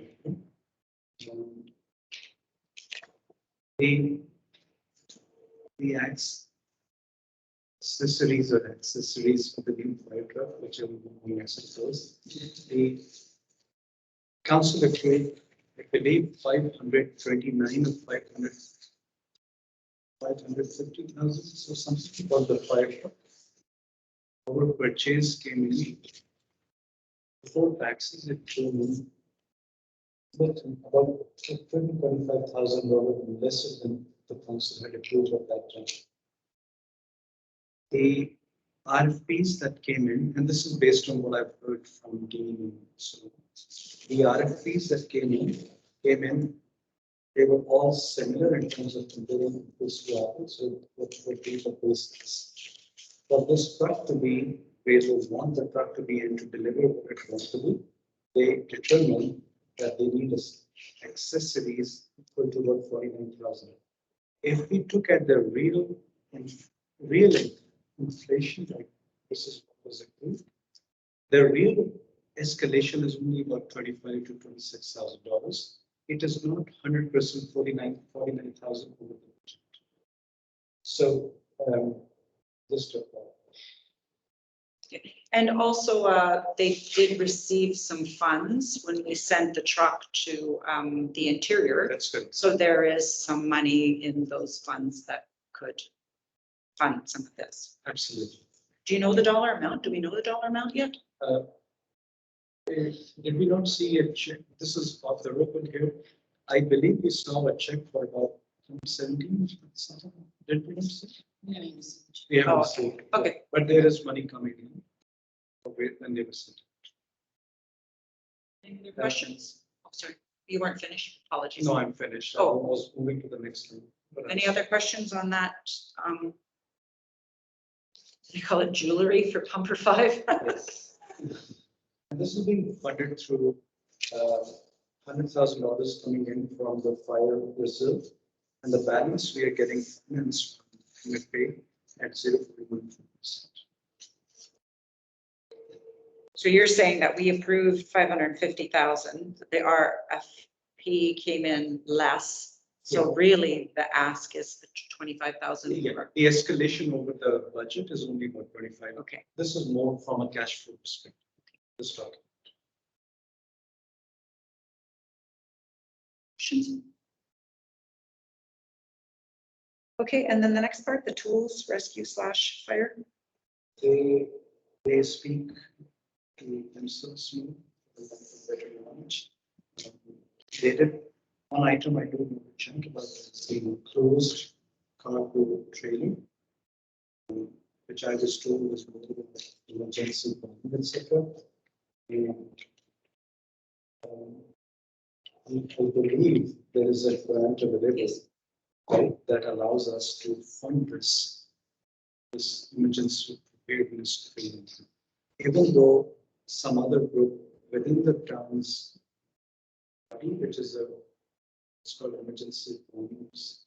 EOC. Yeah. EOC. They bought another similar trailer for their purposes. This is another one they needed, and I believe we can put it through that grant. That is,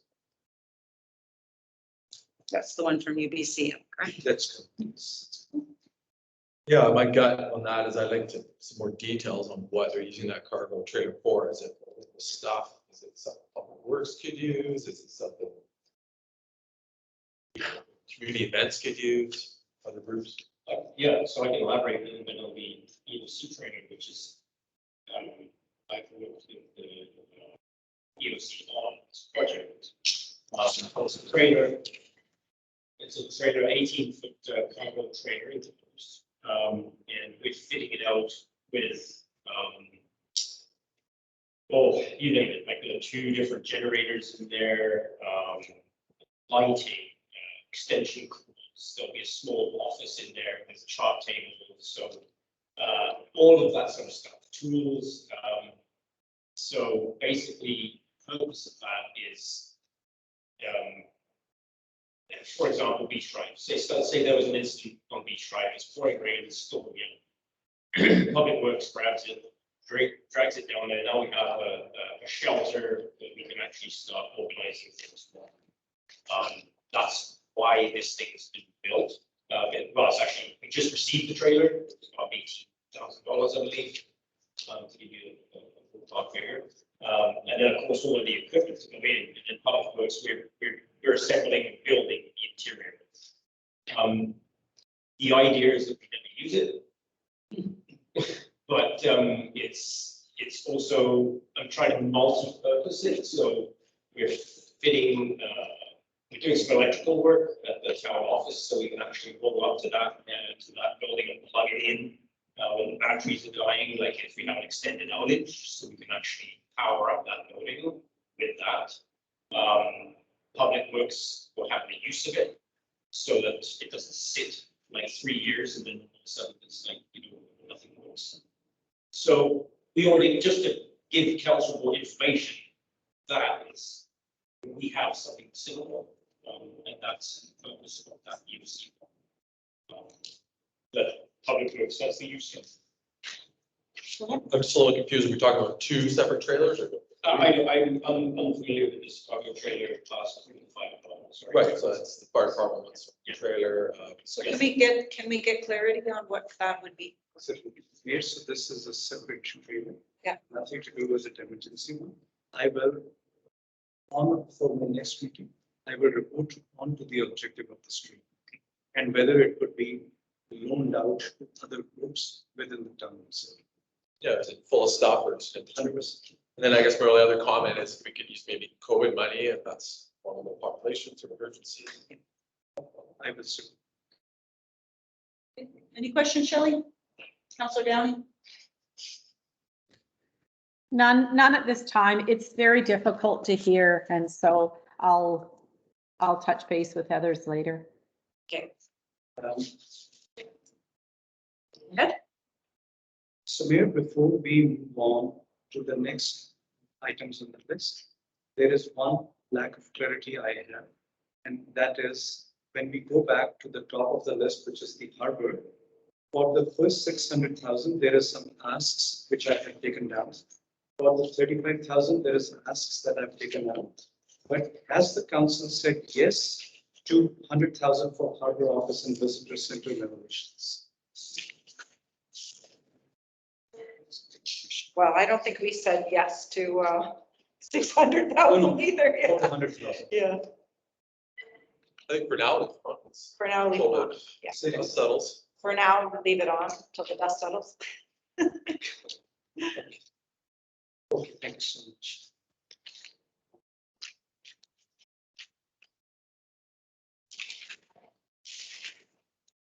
Not very helpful as far as paring it down, I mean. Here, my next item for my budget presentation is the feedback from mayor and councils. Sorry, we're still in the fire department. We can talk about the training ground improvements and a couple of the other items there. We could back up. Score, I'm not qualified to speak on this, Dean is not here. Fair. For our next meeting, like if he's unable to shoot, I will ask him to provide a write-up to each of us. Sure, yeah, there's 57,000 for the training ground improvements. I think we should know a little more information on that. Thank you.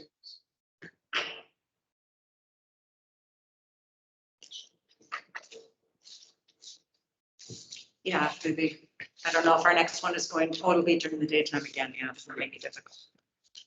And also if our fire chief is able to attend, we can certainly alter his placement. If he's able to take time from work briefly to come, we'll put him right at the top of the list so that he can leave for his job. Would you welcome if he wishes to dive in? Oh, absolutely, yeah, we're fine. Yeah. Okay.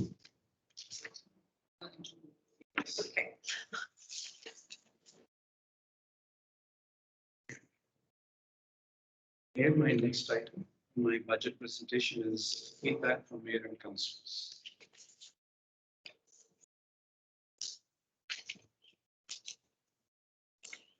So you just questions throughout, yeah. Like any other item.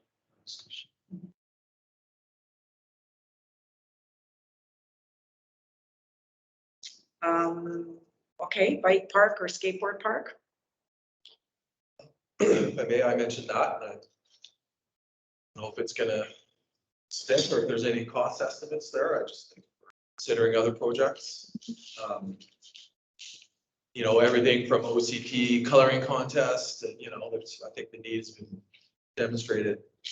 We don't have any sort of facility like that for recreation. You know, we indirectly fund the arena and other programs, the ball fields, etc. Not everyone's into team sports. Not every family can afford hockey, etc.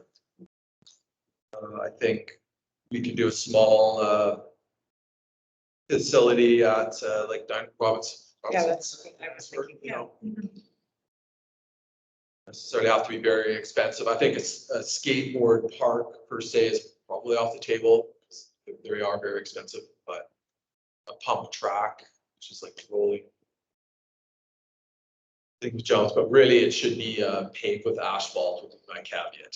We could get out there with shovels and build it, but then Public Works is going to be out there picking rocks, or we don't have a real good community group to back up a facility like that. So I know when we were in AVICC, our first term of Powell River, yeah, yeah, they had, well, they had two, but the little kids one was not paved with concrete. It was that cushiony, like rubberized stuff. And that's kind of what I was thinking. 22 was what I put in. I thought a small pump track, and the little ones with their, I can't remember what those bikes are called. Pump run bikes? bikes. Or Yeah, run bikes were whipping around like the big kids, and it was really kind of cute to see. And then if they had a fall, they weren't piling into concrete. So, Yeah, I kind of think we're on the same track. Something not expert flips in the air kind of thing, but even a pump track, like I'd be like lots of adults. That too. So. and I guess for our CFO, if we could find out, I know there was 1 or 2 years where we actually set aside $25,000, but I don't think we've actually spent it. So if you can, We had recreation allowance. Yeah. 25,000. I know we put it aside 1 year, we may have put it aside twice. Last year it fell off.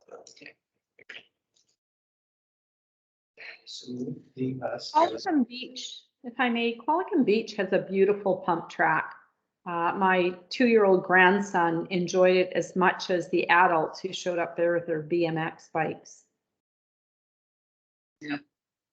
And it wasn't pavement or asphalt. It was all just bare ground, but probably more like concrete because it was it's been well used over the years. But there's a great example there.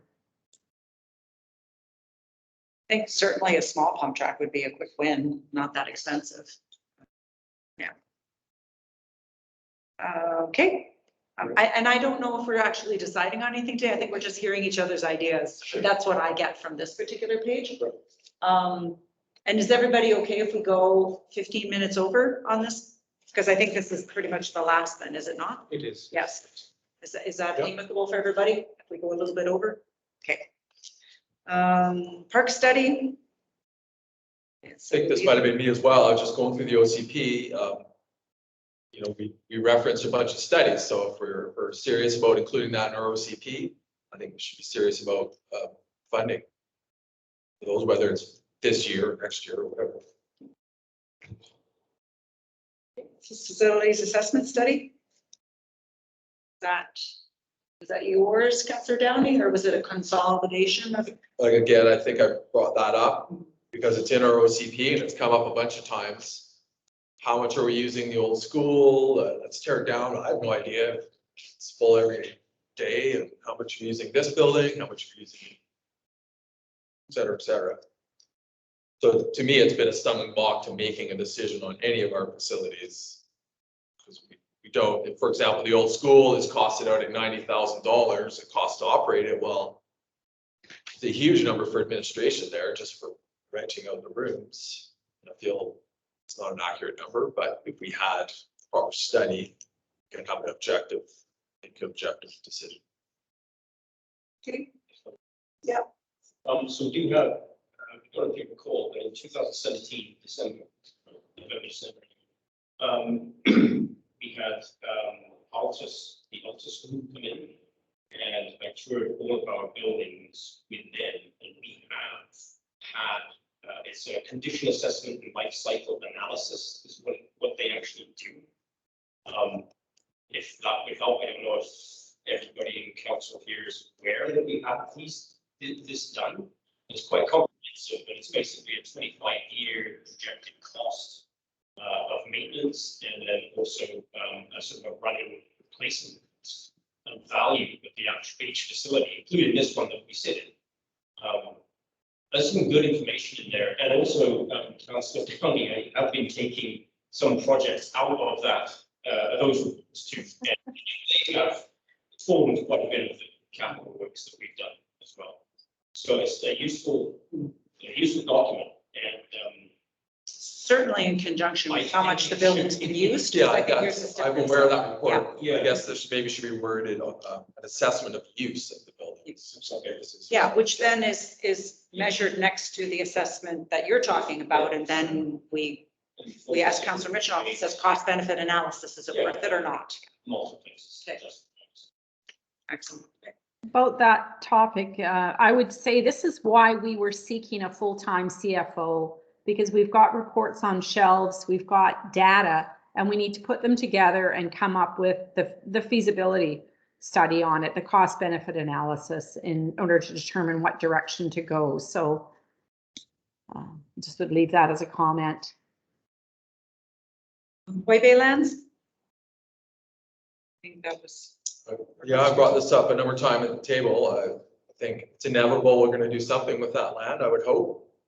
But as far as I know, no land survey, topographical survey, there's fish creeks there, there's archaeological issues, I believe. There's, the slope above it. So I think it's a little premature to talk about any development, whether it's a park or not, without sort of an accurate understanding of those issues. So, a land survey, I don't know, it might be 5,000 or 10,000, where we could these try to pick a few of these things off. Audio visual for the community hall. On this one, I wasn't the one who put this here, but honestly, on this one, I think that we should just get a quote. You should bring it to council and we should move ahead.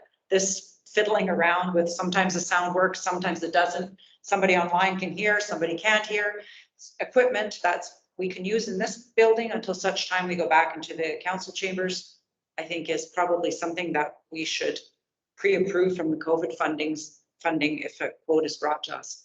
CFO? So Mayor, in January of this year, I believe February of this year, council have made a decision to allocate a certain percentage to technology, etc. We have, Connor and I have been working. We have been, a company called Walden, I think, who's out of Port Hardy, has agreed to do a test run with us, installing audio-visual system for hopefully before the end of December. At a cost of about less than about $10,000, with new microphone, etc.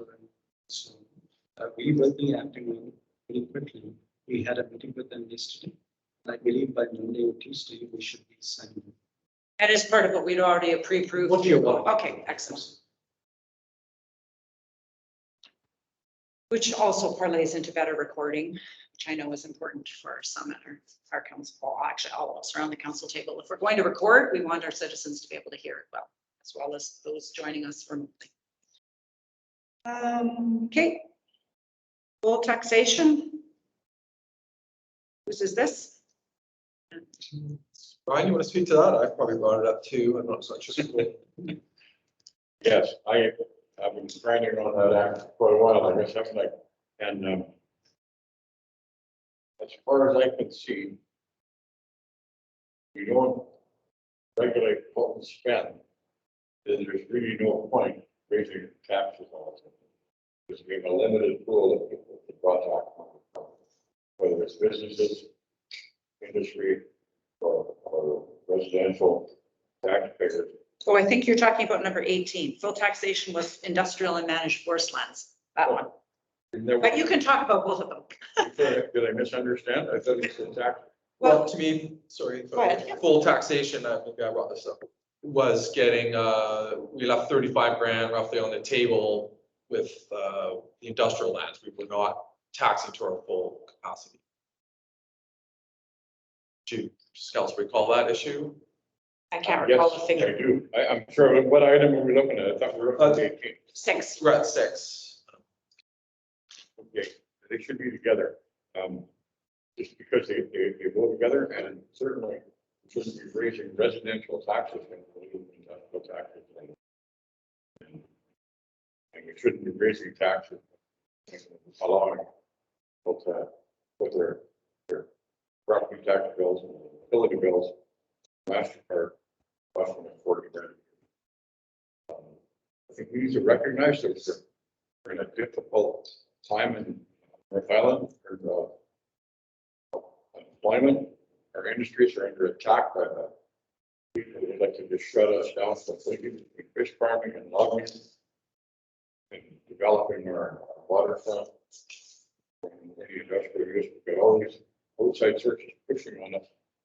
We need to look at where we're spending more than where we're raising money.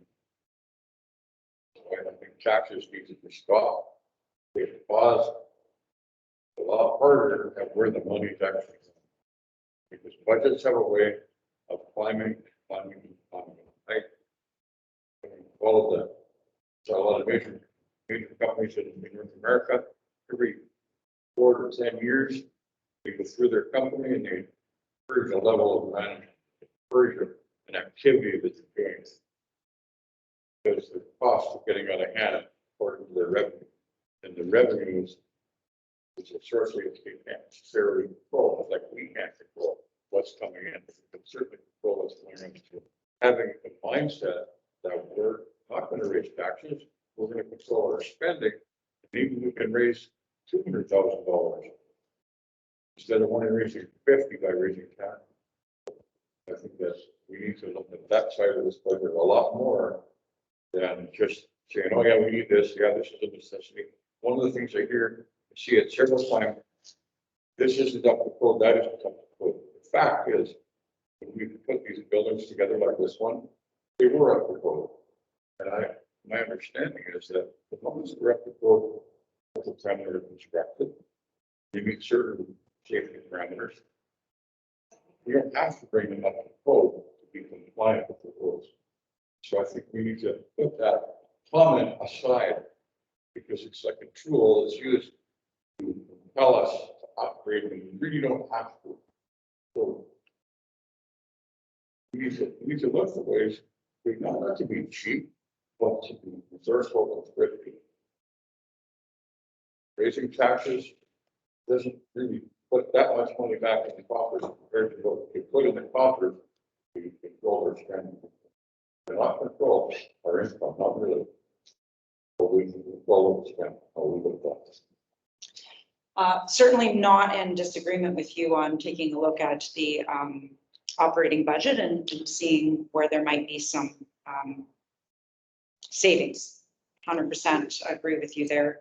I guess I struggle on the no increase in property taxes because for years and years we didn't have the proper reserves, and now we have water, sewer, so many infrastructure needs that if we don't look at a small incremental increase in property taxes, we're not going to be able to save for those huge bills that are coming. And I know, I can't remember the municipality, you know, with, as Shelley was talking about earlier, cost of living, some items are going up exponentially in cost. And if we don't do these small incremental changes now or increases now, we might be looking at, what community was that, 21%? That's horrific to me. They went up, Lady Smith, they went back down to 7. 7, but still 7% is, you know, 3 times 2%. And I know some municipalities, from talking to some leaders, it is because they kept it very, very low due to COVID and other things. Just something I would put out there. I'd be hesitant on that. Councillor Mitchell? The reason I say full spending is this, we talk about $30,000 for this study, $10,000 for this, $25,000 for that. It only takes a couple of those to whack out the tax increase that we're gonna slap on home. So we can put a lot more money on the bottom line if we make sure that we don't have, we will leave things in this budget that aren't necessary. We need to be ruthless in challenging every expense, making sure it's valid today. And I'm not gonna waver from that. That's the way you make money that you take off your budget, go straight to the bottom line. Yeah, I agree with you. I mean, that 41,000 in service charges is what does that equate to? 1.5% tax increase? I'm not sure. Go ahead, Councillor Cole. I'm not particularly fond of a tax increase as well, but I do think we really need to address our utility fees because they're not covering the status quo. So I feel citizens would be a lot more okay with that if they know that money's going towards something. You look at all the floods we just had, we've got 150,000 in our store. You know, we got three. So if we say, hey, folks, we got a $4 million report on all the work we need, we got, you know, we need $100 more per parcel, you know. So that's sort of my feeling. Tax increase, probably not, but utilities. Toss out one more thought about utility covering costs on utilities. One of the ways user fee, right? How many hundreds of thousands of gallons of water we paid for it, pop out of the ground, run through our system, put on boats that are pulling out of our harbor. Don't meter it, you have no idea. But I know that many people come here, they tie into a 2-inch line, fill up their water, whatever size the biggest line is down. Because you got a lot of our water, and we pay for that. But maybe we need to start looking at other people to take money from besides the homeowners. And developers, if they're developing the next stage of something, they need to bore the cost of all that infrastructure that we've already put in. Yeah. Okay. Did you want to add anything, Councillor Downey, or can we just continue on? No. Okay. I think we've covered taxation, the utilities, downtown improvement fund. Is that yours, Councillor Downey, or? Oh, go ahead. I added it because I'm myself processing so many applications for donations and large donations. I felt it's good to give donations, but let us invest in our own self. We come in, we have 2 shopping centers. Can we invest some money in those shopping centers, make them shiny and bright? They might be private properties, they are private properties, but I thought good to donate, but good to invest in ourselves.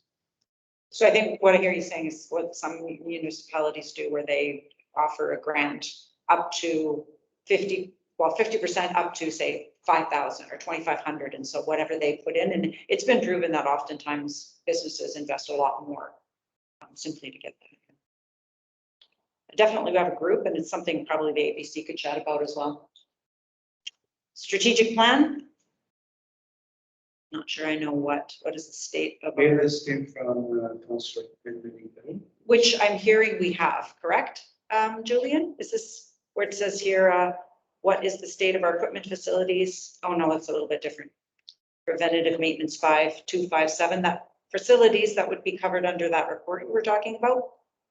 Yeah, I'm not entirely sure. I think this is Pete's. No, he said just Councillor Oh, Barron. was it? Oh, Yeah. sorry.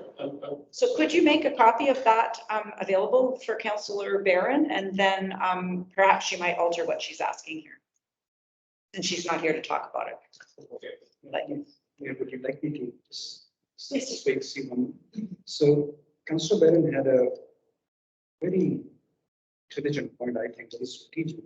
She said, rather than saying, I want to do this, I want to do that, I want to do that, like Councillor Mitchell said, we already have studies completed.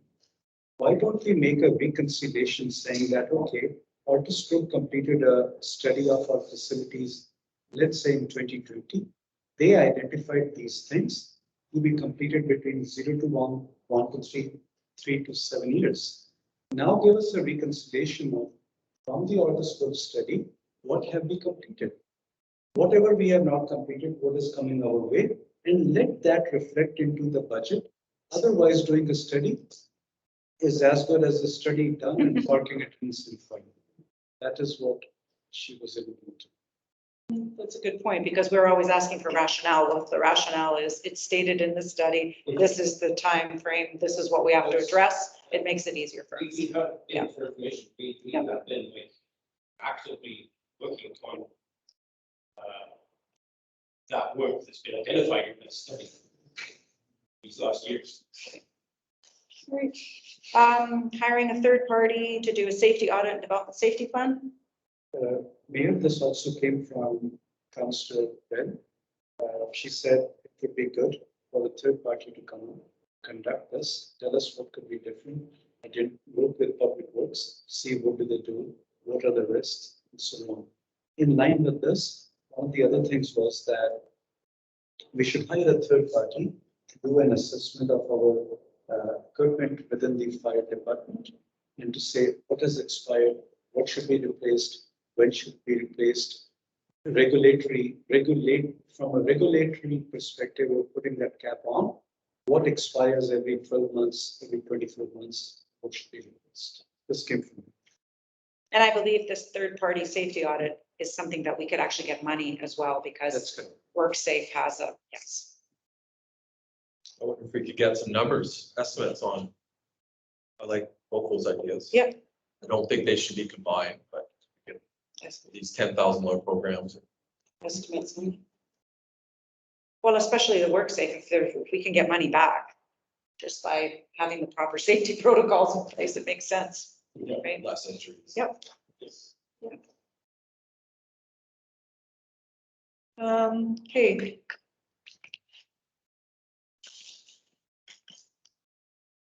It is 1:45, so I'm cognizant of the time. What do we want to do for these last few? Should we just address them at the next meeting? What's your pleasure, Council?